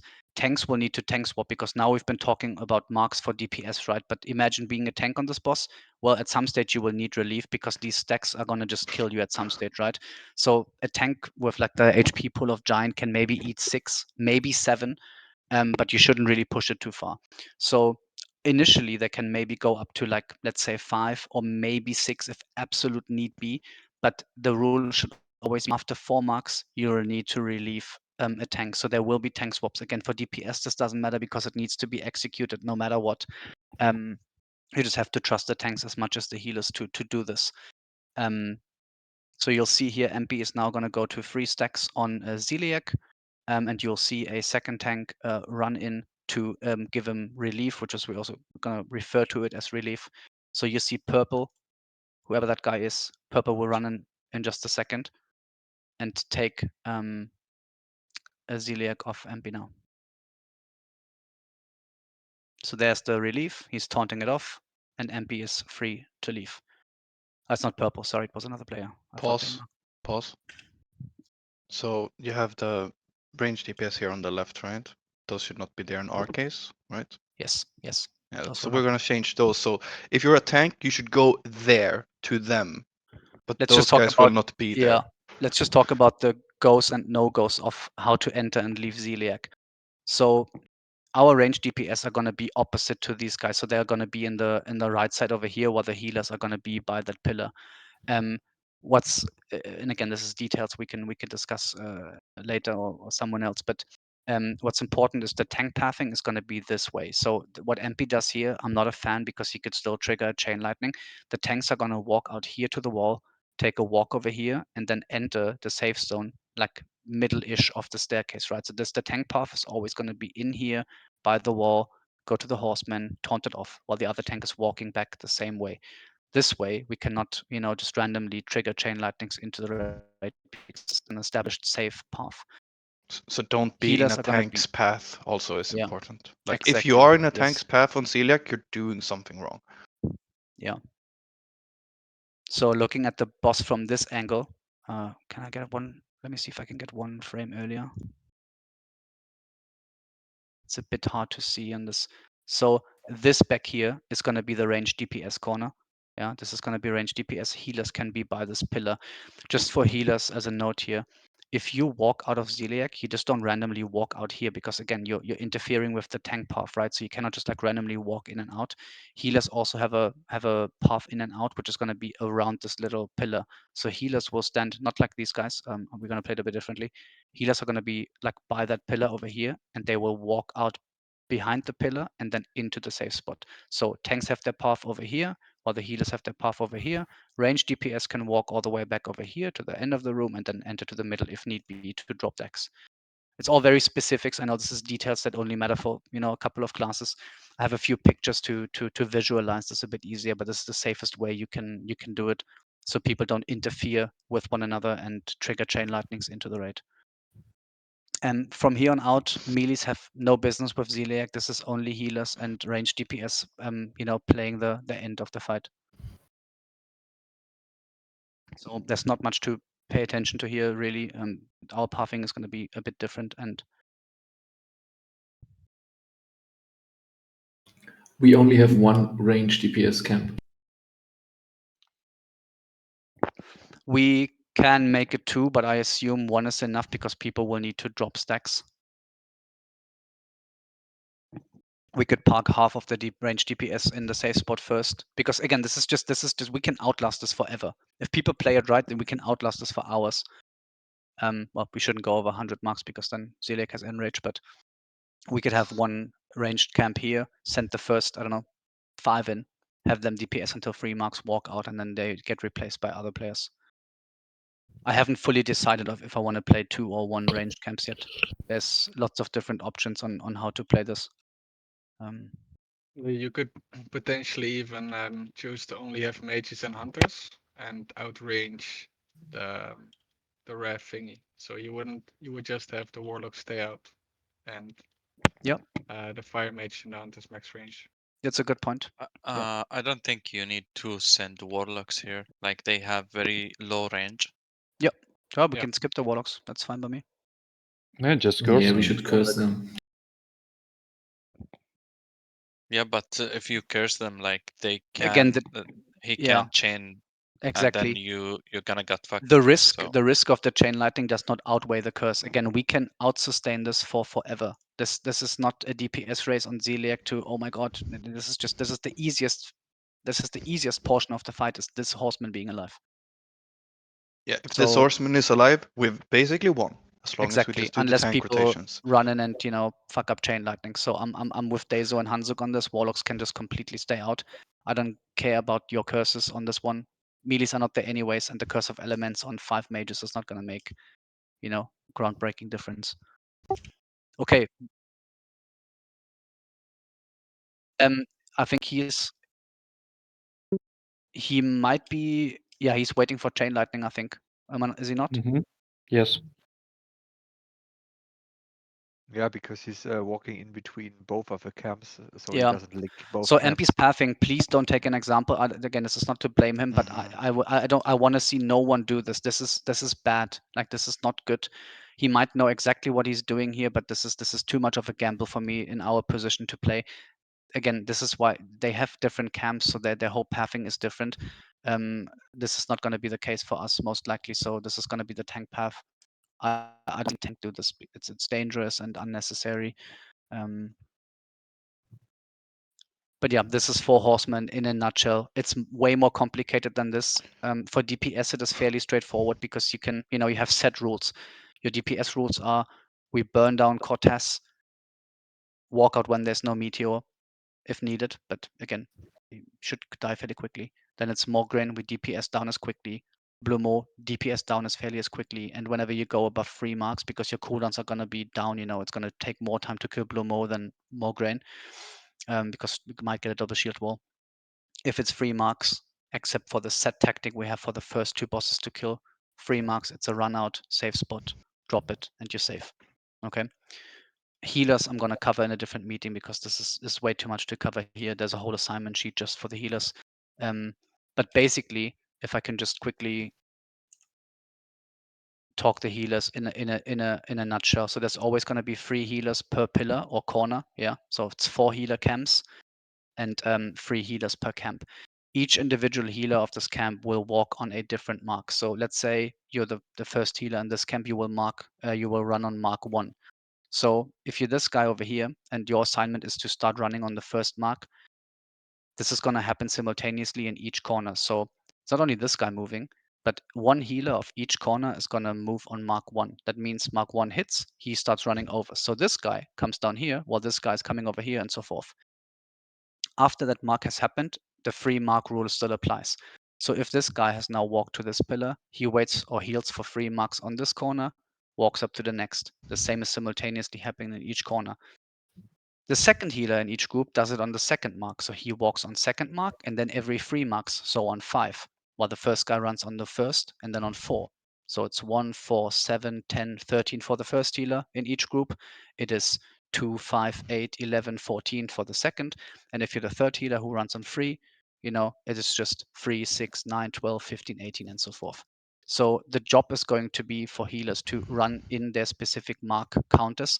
There's a whole spreadsheet I've prepared with EXO in which you can see, okay, I'm healer X for tonight. I'm starting in this corner on this boss, and I walk on this mark first, and then each 3 steps. So it's mapped out for everyone. They can even go and just learn it by mark counter if they want to be giga min max about it. Otherwise, it's I have 3 marks on this boss. I should probably start moving. And that's how they're going to play it. So that guarantees there's 3 healers in each corner at all time. I hate to go into more details on the healers. I just quickly want to call that out because it also kind of applies to the DPS players. Well, to the DPS not as much as to the healers, but for the healers, if one of your bosses is down, you obviously don't run back into the area and get free marks off that boss. So let's assume we've killed the first boss and there's 3 bosses left. Your 4th spot becomes the safe spot. So if you're just coming from Mograine and you're supposed to run to Korth'azz, you run to safe spot instead because there's nothing to heal in that corner and you don't want to get those marks. So you can just sit on for free marks in that corner, and 3 marks later you walk to the next corner. If 2 bosses are down, instead of waiting 3 marks on the safe spot, you're waiting for 6. Very easy. So we can just swap out healers at all times. So it's complicated if you put it all together, but in itself, each job is not incredibly hard. Now I've talked a lot about for Horseman because this is the most complicated fight. This is also where I'm not going to go further for tonight. So Saf and KT have a separate meeting, but we can now start, questions on I'd like what to are we add doing one here. thing. Yes. We're gonna have 2 Fury tanks. If you're not any of these, just ignore whatever that is. Like, just those have a different job than whatever you have. Yeah. So there's going to be 2 specific tanks who have a job that's very different from all the other DPS players. They're going to start off DPSing early, but they'll leave fairly quickly because they need to go relieve other tanks. Giant and I and Dazo, we're going to discuss all this, with those tanks in a separate meeting as much as, just like I will talk to the healers in a more specific meeting.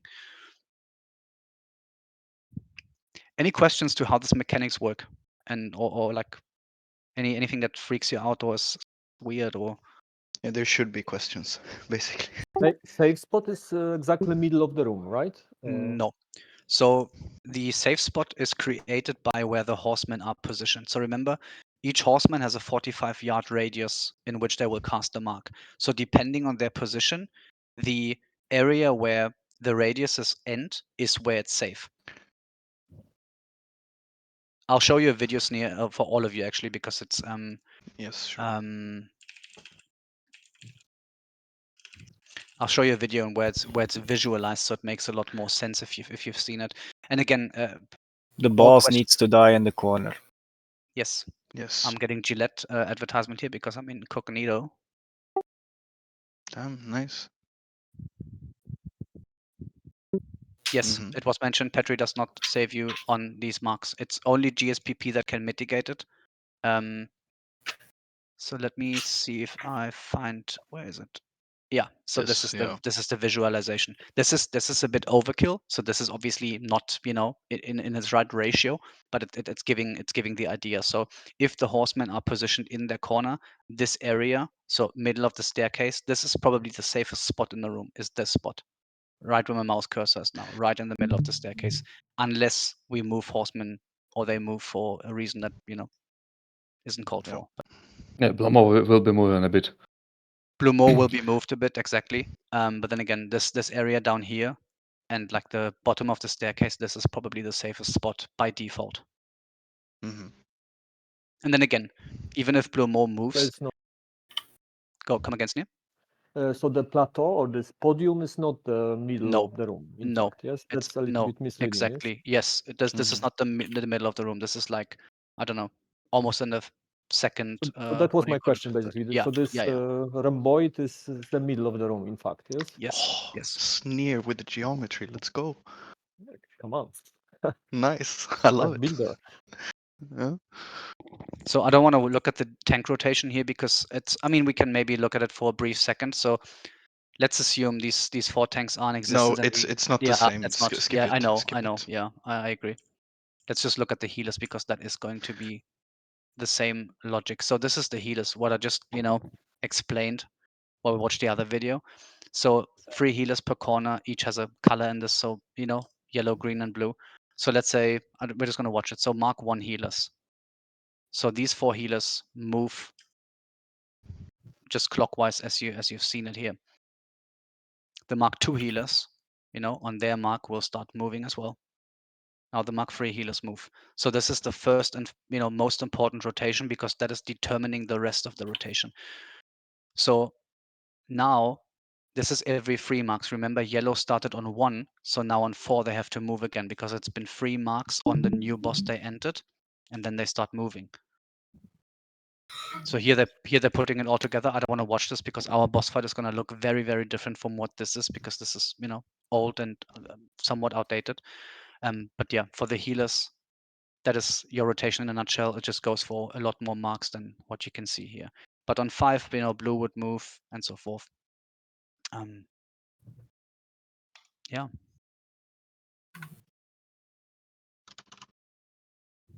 Any questions for Horseman? Any mechanics you want to dive into? Or... What do we do with unstuck? Might save somebody, and I've also Yeah. heard that the teleporters from engineering do not get cancelled while being hit by a mark, so you might get out with this VSEF. Yes. So unstuck is an option. I don't know how to feel about it, to be honest. I can tell you right now, I won't unstuck. So just letting you know. Yeah, I think whatever it's. it is. I've It's discussed worse this before as well. to unstuck on this. We actually should just send it. If we, so many like tanks will die anyway if that's the case, and then the run is over. So yeah, we cannot I recover. think the same with trinkets. Here, really. Yeah, I think it's completely useless to use your trinkets like slot, and I think if you So do that means you don't really have option, benefit. but it is an option we shouldn't really explore because I'm with Giant on this one. And it might sound very harsh, but if we lose tanks on this, I mean, if it's early in the fight, then the fight is done because we need replacement tanks and we just we can barely make it maybe. But yeah, unstuck isn't really an option for the majority of people because even if we unstuck, unless perfectly timed and choreographed, then a lot of people will even probably die on unstuck just by mark damage and horses running loose. So it is an option, but the chance of it succeeding is really low, and I'm not a fan, to be honest. It is kind of instant though, right? So if everybody it is kind has of yes. if you have it everybody open, has it yeah. ready, and you make the call and people press it, like if one We can have it ready. Unstuck, yeah. Healers unstuck, tanks unstuck.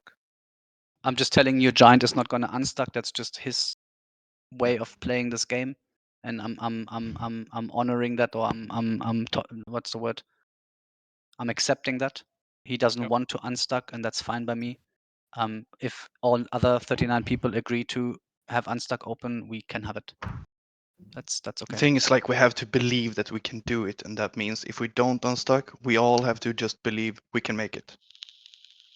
I disagree. That's the same with Mexna, else we shouldn't unstuck ever on Mexna, right? I mean, I don't have it open anymore, to be honest, but... Same. Never had. It is the belief that we can do it. That's the important one. Just to wrap this up again, we can all have it open. I'm not against it. I'm just saying if Giant decides to not have it open, that's on him. It's his character, it's his playtime. I'm not saying you should take the guild's achievements over that, but it's up to him in my opinion. So I'm fine with that. Not gonna stop anyone from Yes, Perona, you had a question. Yes. Yes, their job is But after why all why minions. log out? Why not just stay on the safe spot? You can, doesn't matter. You can lock out to safe buff. It's an extra risk, right? Safe buffs. Yeah. Oh, I know, it doesn't matter. Yeah. Saving buff. No mind. Oh, it's the last boss. Yeah. So.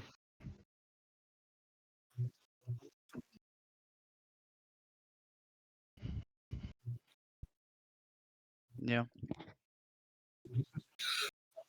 I mean, you won't be logging in. You won't be logging in, really, no? After you log it out. Nope. There's nothing to If log in we for. already have So 3 dead, the safe spot will stay safe as long as Zeliek is tanked properly. Yeah. Yeah.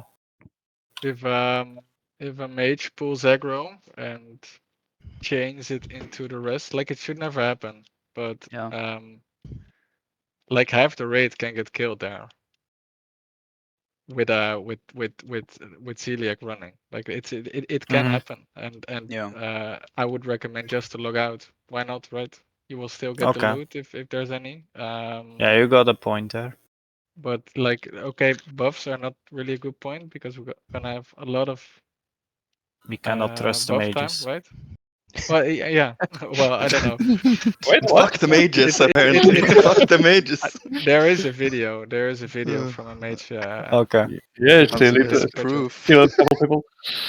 I'm just gonna quickly, whilst you maybe think of more questions, if there are any, please. I'm just gonna quickly share one of the slides in my, this presentation is not meant for you. This is meant for me. This is what I'm gonna follow when I'm talking about all this. So, but this is like down here. You can see the tables. This is where we're at the moment for the healer rotations.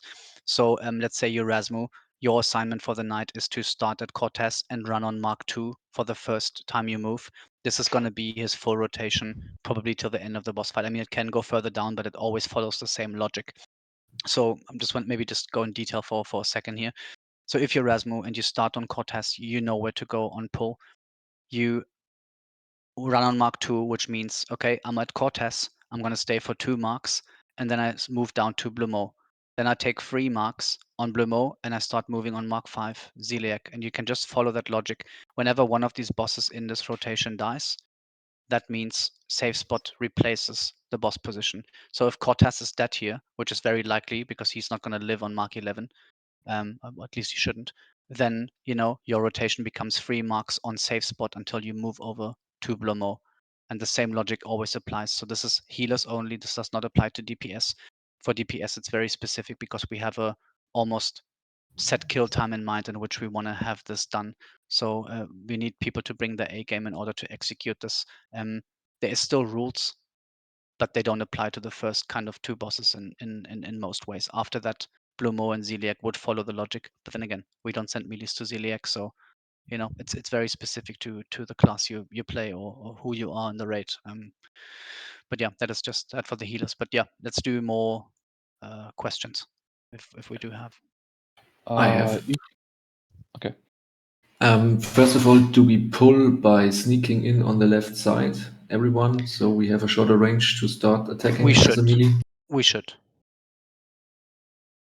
Okay, and next about this chain lightning thing, because I never did it without Warlock DPS, to be honest. What is the exact range for chain lightning on Zeliek? I don't know. But mages and hunter can outrange it. Did I understand it correctly? I think as far as I recall, the first hit is like 30 yards, and then when it bounces between 10 and 15 yards. I'm just But actually. don't name me on it. Do anyone have a clip from HC Elite when one of the mages pull aggro with Ignite? Is he just instantly get the chain lightning from the corner to the safe spot? Or Zeliek moved first? I can try to find it if you want to.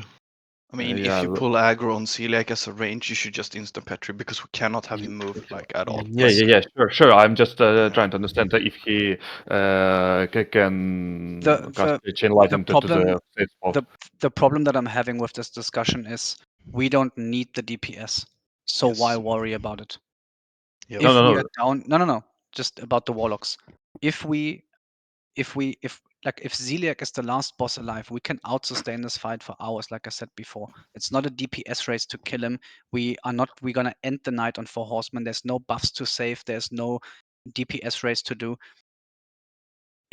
It's not a personal question, Franny. It's a question why we consider mages and hunter to outrange cast, which we don't exactly know if they outrange it. Well, the problem is Okay. we cannot, unless you can prove us, like, what's the range on a warlock? Let's start there. I don't know it. What's the range on a warlock? 36.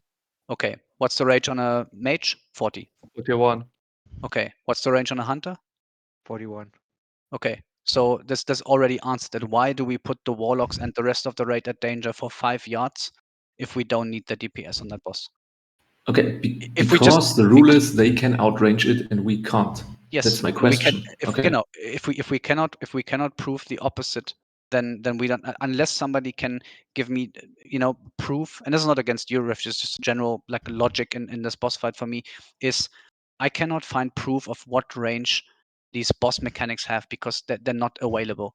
Unless you have a source of knowledge I don't have Okay, available. because we didn't have, and neither did I, we didn't have seen any mage or hunter get hit by the chain lightning.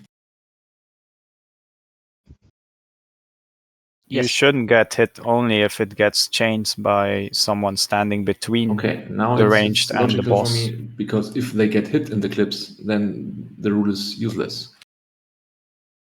But Maybe if they don't hit get hit, because it's of fine. aggro, Okay. no?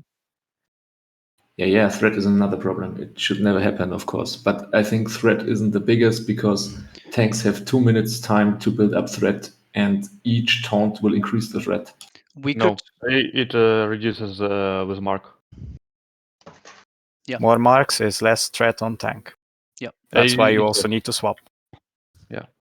So just one additional thing to this, because again the DPS does not. I mean, it matters at some stage, but it's not a race to kill down Zeliek.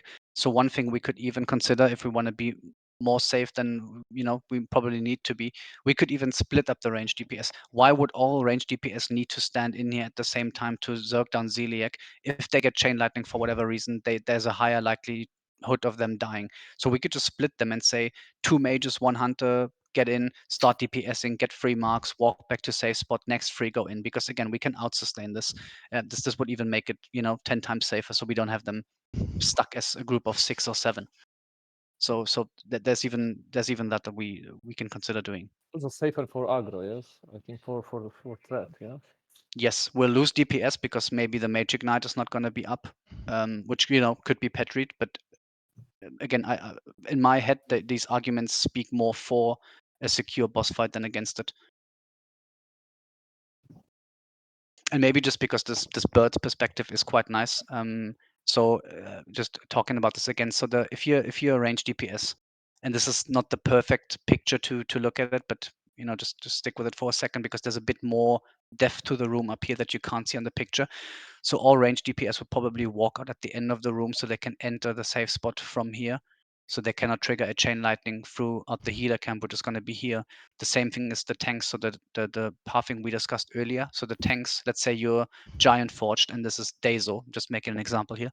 If Dazo needs relief after a couple of marks, Giant will just walk in here, take a safe way over to the wall so he cannot chain any chain lightnings, walk up here, taunt off, and Dazo will take the same way down here, safely back so no chain lightnings are triggered in any direction. So as long as the healers follow their pathing, which is around the pillar back to safe spot, and these guys end of the room down to safe spot, they will always be safe. So pay attention to that pathing. So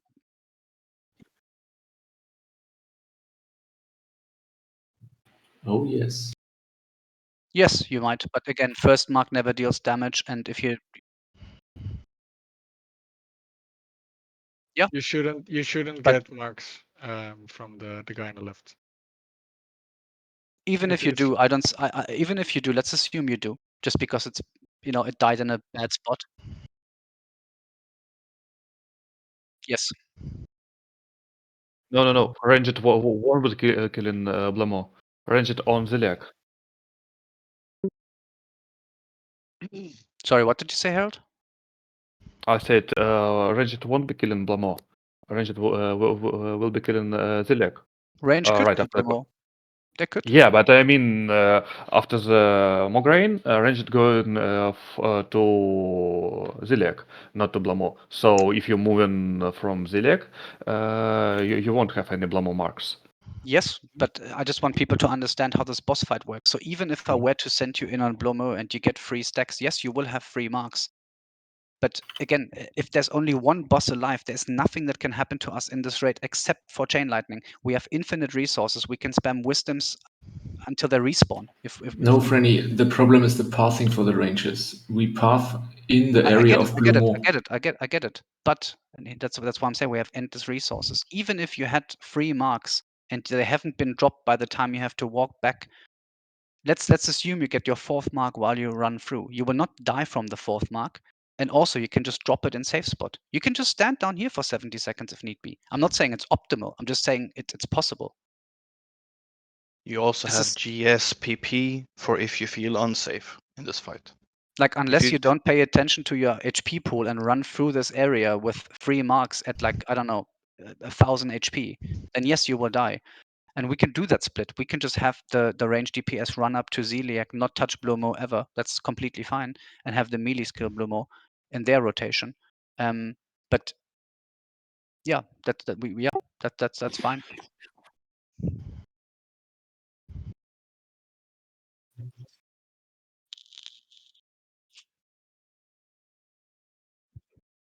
Yes.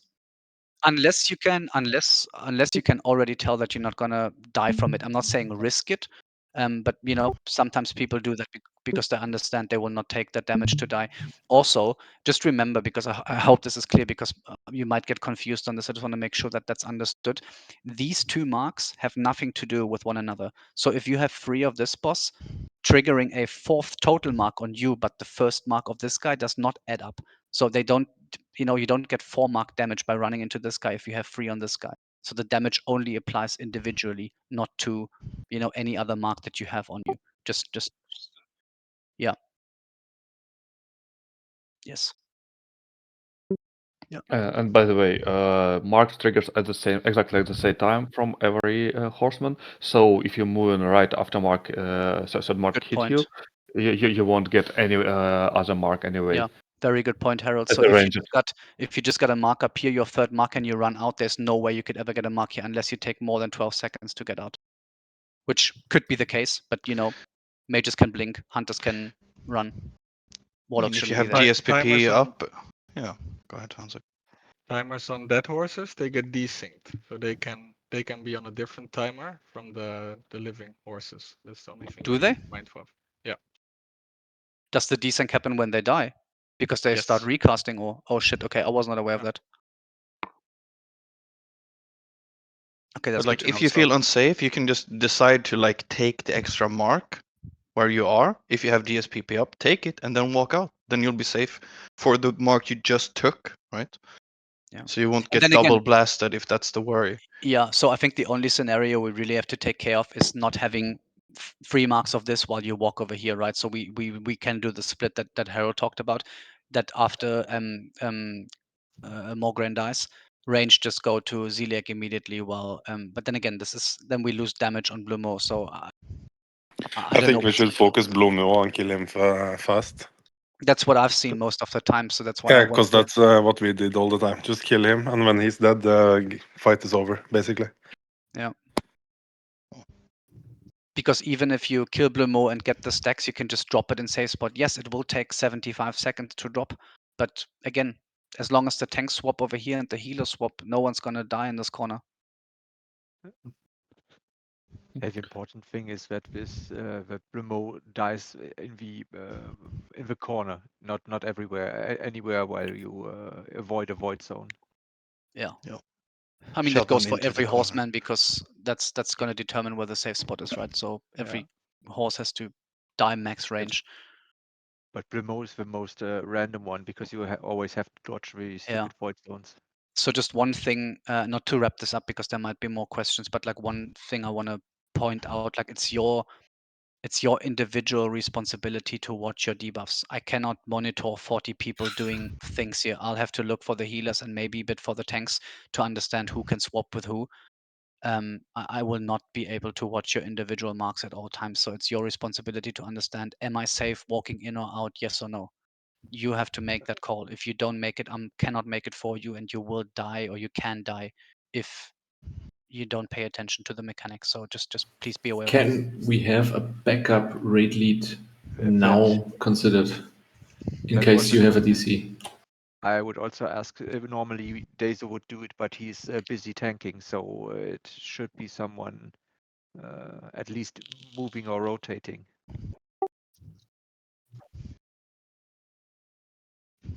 No, That- if no, it's disconnected. if he DCs, there was one clip where the raid leader DC'd and they were just panicking and nothing happened and they all died. Yeah, but like we should be able to do this fight without Frenny. He's there for our like raid safety. If you do your individual job, we will be fine. Tanks will know what to do, so we will be fine with the swaps and so on. If you know your job, we will be fine. Yes. I know that's not my point. The point is that at some point you need to make these decisions. Or Yeah, but guide Dazo can call it even if he's tanking.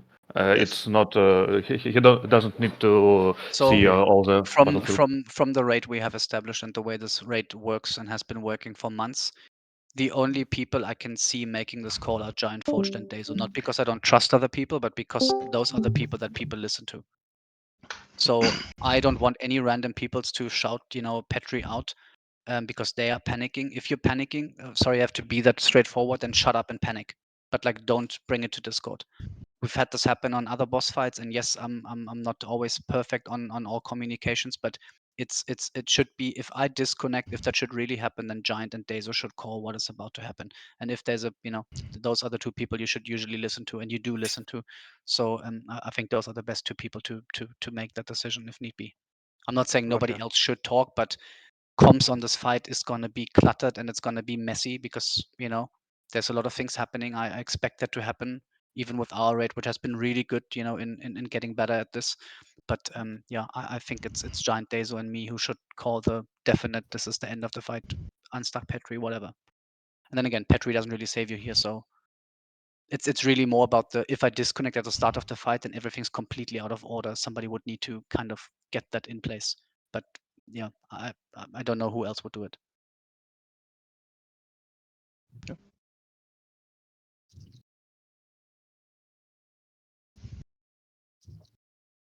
Okay.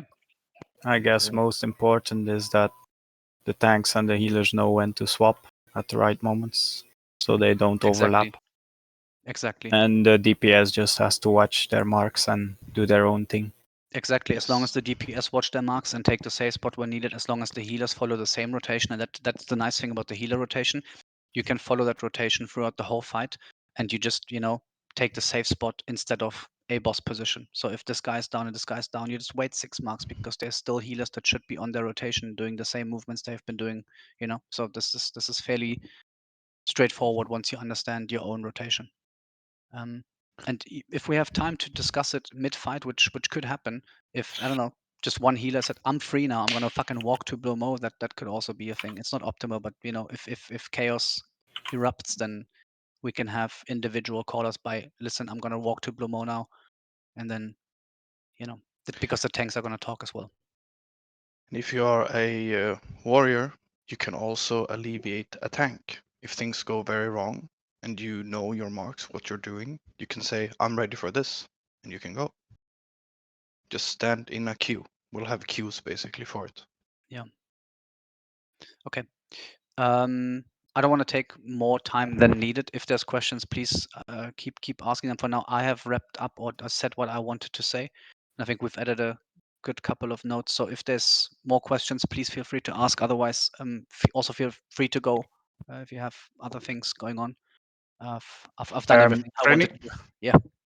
Yeah. So continue. Just continue. Sorry. No, I'm done here. Oh. Thank you. Okay. Can we go back to the clip where you showed us the frontier clip after they killed, or maybe during the kill of Blaumeux, like 2 warriors maybe died. I Yes. think. Can we just like look sure. at it, like what really happened, or what was the reason behind it? Because they killed the 2 bosses like pretty fast and pretty, let's say, like easy. They didn't like have to run out because of the marks. Like they DPS'd them out. But after Blaumeux, or during the fight of Blaumeux, like 2 warriors died and many dropped pretty low then. Yeah. So let's maybe go. So this is 2 horsemen dead now, right? Yeah. There's 2 dead. So yeah, this is 2 dead. So let's just talk about raid damage here for a second. So the reason the people are at the HP that they're at is looking at the stacks, right? So if you consider your GSPP being up, so GSPP, I don't know, what is a medium roll of a GSPP? Maybe 2.5. That's maybe like a 2.4. Let's say 2.5, just for simplification reasons. Let's say 2.5 is your medium GSPP value.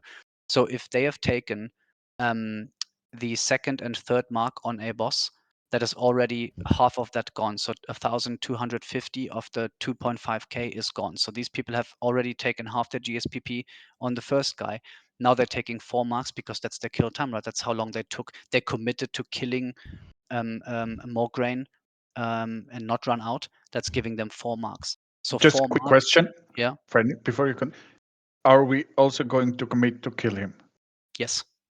Okay. Nice. Unless like we should, like in a perfect setup or world for our raid, we have like slightly also more DPS of their raid. Did I see that right? So in our scenario, if people don't completely fuck up what they have to do, which I don't think is going to happen because DPS has been really good, like with us, and we have DMF on top of that. I would say that Mograine dies by mark 3 of like mark counter 6, so total mark 6, but in an individual mark of 3 on those. So where they have 4, I would say we are at 3. Okay. But this is just theory crafting. I think we're not going to be slower than Frontier. It would really surprise me if we have less DPS than them because their gear is shit. So we should disregard that after 3 marks we escape. Yes, we just kill 1, 2, and then. So 3. the rule for the 3 marks near only applies to after 2 bosses have died. In a perfect, this is our theory craft. This is what Giant Days or I have been looking at for the last, 2 weeks, where we kind of committed to this is how fast we want to kill them. Again, if shit goes completely wrong for whatever reason, I might have to call people to drop from Mograine and go back to safe spot. In a perfect world, we kill Korth'azz, save our cooldowns like we discussed, go over to Mograine, blast him down just like Frontier did here, and then we have only Blaumeux and Zeliek left. That really is an individual thing. We have an idea of how we want to do it, but we'll see how it goes when it happens, right? It's something we cannot perfectly prepare for. And I think they got the 4th mark from Mograine when they were walking out. Yes. And warrior From can the ghost, negate yes? some damage by swapping into defense stance if you really have to. That's what just So- Bull forgot when they lost like 6 people there. Yeah, I mean, it doesn't matter when they got it. It matters that they got it, and that's the damage they're taking, right? So let's just go back to the quick GSPP example. So half of their GSPP was already gone from Korth'azz, and then they're on Mograine with, let's say, I don't know, 1.2k shadow damage they can take until they start taking actual damage. But on this boss, they've taken 4 marks, and 4 marks is 4.25. So 4,250 damage they would take on the 4th mark over here, right? So just keep that in mind. The stacks are not linear; they are always, not always. Until Mark 5, they are somewhat exponential. After Mark 5, which you should never go higher unless you're a tank, it's 1k damage extra per mark. So 5 is 5k, 6 is 6k, 7 is 7k, and so forth. Basically, if you're not a tank, if you get 4 marks, you get the fuck out. Yes, that's a good rule too. You should start walking on 3 if you still get 4. That's fine, but 4 is absolute. You don't go higher. So now, Gopnon, we're in the scenario that you wanted to see. So I can just go back a couple of more. So we can't really see what's happening with Blaumeux in this. We could look at logs if need be. So the guys that are going to die are J-Law and Life is Moot. So let's see if we can find them. I think it's the spot where they are too They're close to behind. Mograine. So one Yeah. guy's here. So I don't know why they're moving. I cannot see Blaumeux in this frame. I have no idea if they're moving. Blaumeux is here, so this should never be. This should be safe as fuck. Like there's no way. Just check on Ampi if he got a mark. So Diamond is safe, so just be there. So these people, like honestly, Gopnon, I think there's nothing more to it than these people just moved there for no obvious reason. They just didn't pay attention. They just didn't understand how it works. They or where. panicked, probably. Yeah, they panicked, Yeah. exactly. So, I mean, also, these people could have been topped off, right? Look at how low they already are. They could have been topped off. Let's see. You can even bandage at the safe spot. Let's just double check what happens here. So this is. Am I tripping? This It's is 10 marks, maybe? No? No. What is this? What mark It's is 4. this? It's. Oh. I can see the 4, but what mark is this? I believe it should be Korth'azz Should be because it's Mograine. Yeah. Mograine. Yeah. Yeah, So so what happens here, Gopnon, is that whilst they were fighting Blaumeux, they haven't, because it's 75 seconds, right? So they haven't dropped the initial debuff yet, and they walk. So MP would also die here. So MP has the same mark, right? So this is the one ticking, but he is not taking damage staying here, while these guys on the same mark get the 5th mark, which is 5k damage. So this is why they die here. So this is 5k popping now, dead. I see. They were so scared of Blaumeux that probably they wanted to be far away and. Exactly. But then Yeah, they got the but- 5th mark when they shouldn't have, and that's what killed them. They should have just go to Korth'azz because it's absolutely safe. Yeah. If they were afraid and wanted to run, then Korth'azz would have been the spot. But then again, safe spot was safe as well, as we saw on MP. So they just panicked, and this Like, could happen, right? Think it through for yourself, and also like find someone to talk with if you have questions, so you can like speak about it. Like, just be calm. That's the most important thing. Panic is the enemy in this fight. Yeah, and all I can say, and again, I've looked at this a lot now, so I've been prepping this for a long time, and I've been sitting here almost every day. So to me, everything makes perfect sense because I've looked at it so much. So don't feel like if you if you think fuck, I don't understand this, then that's fine. It can be Just normal. talk So about. just ask, or look at it yourself and then make sense of it in your words or your logic. Again, this comes down to people individually understanding how this works. It's not as straightforward, oh, we're just going to DPS raise this boss. This is, looking at your own debuffs, like on Thaddeus, making a conscious, okay, can I walk in, can I not? Kind of have your own flow chart in your brain where you follow certain rules and be like, oh, okay, this is safe or this is not safe. You should post that picture with the zones. I thought that was a good thing. Yeah, it's a good one. Yeah, I can do that. I also have, let me see if I can, they're not yet finished. I haven't touched them in a bit. Let me see if I can, you cannot see my paint right now, right? No. No. Okay, then I'll just individually share this again. This is because I changed. I have prepared a few simple paint magic pictures like this. This is just a perfect world logic in how we would, play the first DPS rotation. So this is DPS only. No tanks, no healers, nothing, just DPS. So in a perfect world, all DPS, and this is not including camps, this is just a how do we path. DPS would start on Korth'azz, walk straight over to Mograine, walk straight over to Blaumeux, and again, we could decide to split casters onto Zeliek here immediately, but in my opinion, as Killer said, killing Blaumeux is the better option, because having 3 bosses down gives way more safety than having to decide where to run next.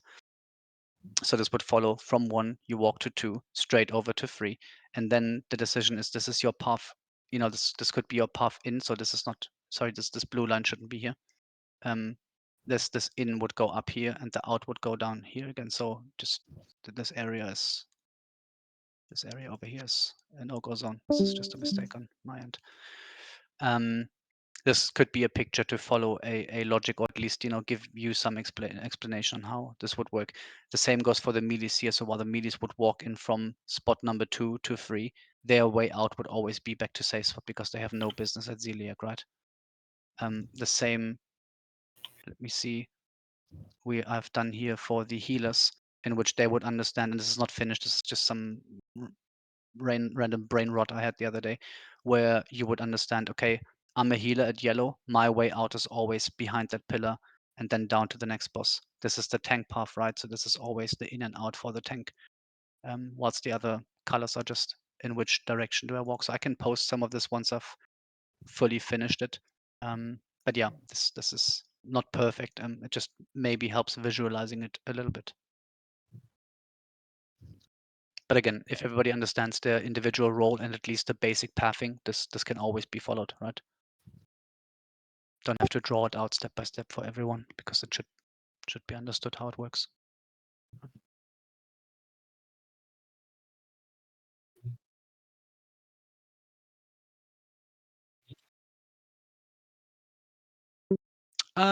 You could, sure. If you have, feel free. Like personally would keep it for Sephiron. Because Dazo, as far as I understood, is gonna wear Fire Res for Mograine, but then again we will have Giant swap in because Dazo will accumulate too many marks, so he will need relief by Giant Forged. And he will not be in Fire Res gear. So Banshee can help. But I think it's more useful on Sephiron. But if we have spare, yes, use it.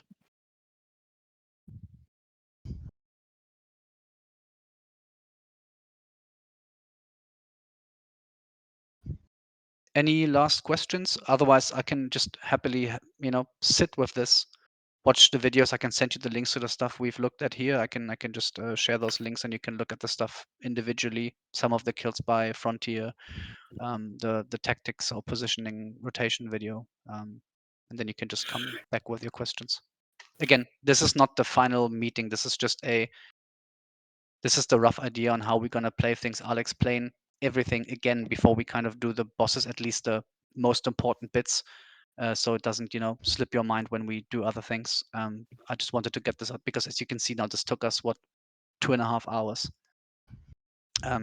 So we couldn't have done this before for Horsemen, or we would pull like 2 in the morning. So Sorry, Frenny, can I ask a question about yes. the Horseman? Can you show me the picture, please, or the boss fight in the YouTube? Let me quickly change my screen. You mean here? The camera that shows the range group to DPS for Hortman. There, you told from that spot how to reset their debuffs. Which is the path?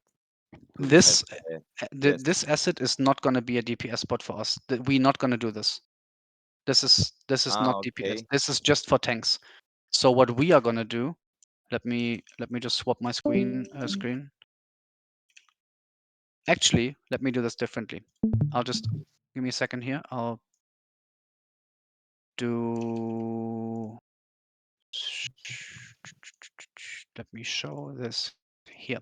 So let's say this is our range DPS spot, roughly. Yeah, this is not the perfect world. This is our tank. And this is our healers. Yeah. If you're a DPS, you will walk over here. Okay. Back to I safe thought spot. it was at the other side, and you said to go that way, and I was wondering why, because it's the healer group. Yeah, so the healers will walk out this way, right? Roughly, so that the tanks can walk here, here, up here. This is for the tanks is brown, healers is white, and the range DPS is black. Okay, okay. Yeah. But warlocks won't be doing damage there, acid. Yeah, acid you don't have. Okay. Yeah, yeah. Okay, it's for generally. Yep. No, it's good to understand where people have to walk. Can I go to Razuvious? Oh, sorry. Yep. Bro.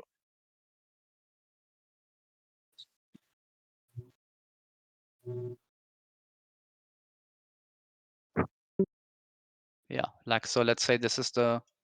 This is again not perfect, but if you're arranged and you're positioned here and you walk out, I don't know. This is again just scuffed, but yeah, you might get into this area.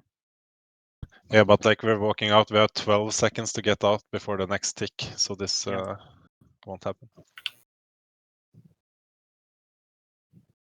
And if you don't have marks from Blaumeux previously, you don't take any damage by getting one mark. No. Yeah, but then again, Going out. depending on how long this takes, I understand Piranha's worry because no matter depending on how long it takes for us to kill Zeliek, you might have to walk through a second or potentially when you come back a third. So this is indeed this could be the case. So it's always important to read GSPP almost on cooldown, like you read GSPP throughout the whole fight. Whenever it's off, you take another one. Yeah, but we still have all the time in the world, so you technically could drop the mark in the safe spot and You just could rotate every second. And again, there's going to be so many free healers because if these two guys, if these two guys down here are dead, there's like a lot of free healing that we have in the safe zone or even in the respective zone that you're in. You should never run out of zone like low HP unless the healers, don't do their job. So you shouldn't be low HP here anyways because nothing damages you except for the chain lightning. Even if chain lightning happens and it bumps like once or twice, which wouldn't kill anyone yet. It's going to get dangerous after, then you should still be topped off before you leave. So that's on the healers to kind of, make sure that you don't leave an area low HP whilst you might be running through, this zone, let's say. So yeah, it's. You could also craft some holy protection potions. There are no greater ones, but I think the normal ones are still. Yeah, you could pre-pot one too, sure. If you should get hit, it's 1,350 or something, I think. Yeah. Yeah. It's worst case. Yeah, it's a gold or something, I guess. Okay, but that's it for the 4 horses. Can I? I'll stop the recording now because it's like 3 hours almost. Yes. Nice. One Can I other ask? question. Oh, yeah. When we do the tank meeting, like, do you make an? That depends. I'm not sure if you want me to set up something for you, or if you want to find a slot in the tank and spank. Like I do have time, so it's important that you guys find the time. I can just join whenever, to be honest. We need to know the Fury tanks, Fernie, but you can decide that, or like we have to decide that, and then we can. All potential tanks should know how this works. Yes. So it doesn't matter who they are. If people die, they need to jump in. So maybe bring 2 extra. So all the buy 2 skin suit, the Potrachin, all these people should know how this works just in case. Not saying they will have to tank, but in case they do need to, then they would need to understand. So let's bring more than, the 6 that we think we will only need. But yeah, it's going to be you, Deizo, Stalwart, Pike, buy 2, skin suit, Potrachin. Yeah, that's pretty much it, I guess. Renny on Vesuvius. I wasn't there like on the whole start, but will hunters pull the ads that will not get initially mind controlled? I did not consider it Because this should happen. Just give me a second. I might actually have put that in my assignment sheet. Just let me check. I might have put this down a while ago. I think I might have thought about that too at some stage. I mean, we are there. Let us pull it. It makes it Yeah, safer, so they don't run it is, for 'cause- other people. Yeah, so basically, I spoke with one from Cozy, and instead of mind soothing, you are not gonna mind soothe. You are gonna walk in with a gnomish invisibility device if you Mind Soothe, you add another 1 in 100 chance of resisting. They pull if they resist the Mind Soothe. So you're just gonna precast the Gnomish device, walk in, and then Mind Control. Okay. And if it breaks, if it resists, you're gonna lip and you're gonna recast another Mind Control, and that's why you want the hunters to shoot the other ads to the other tanks that tank them.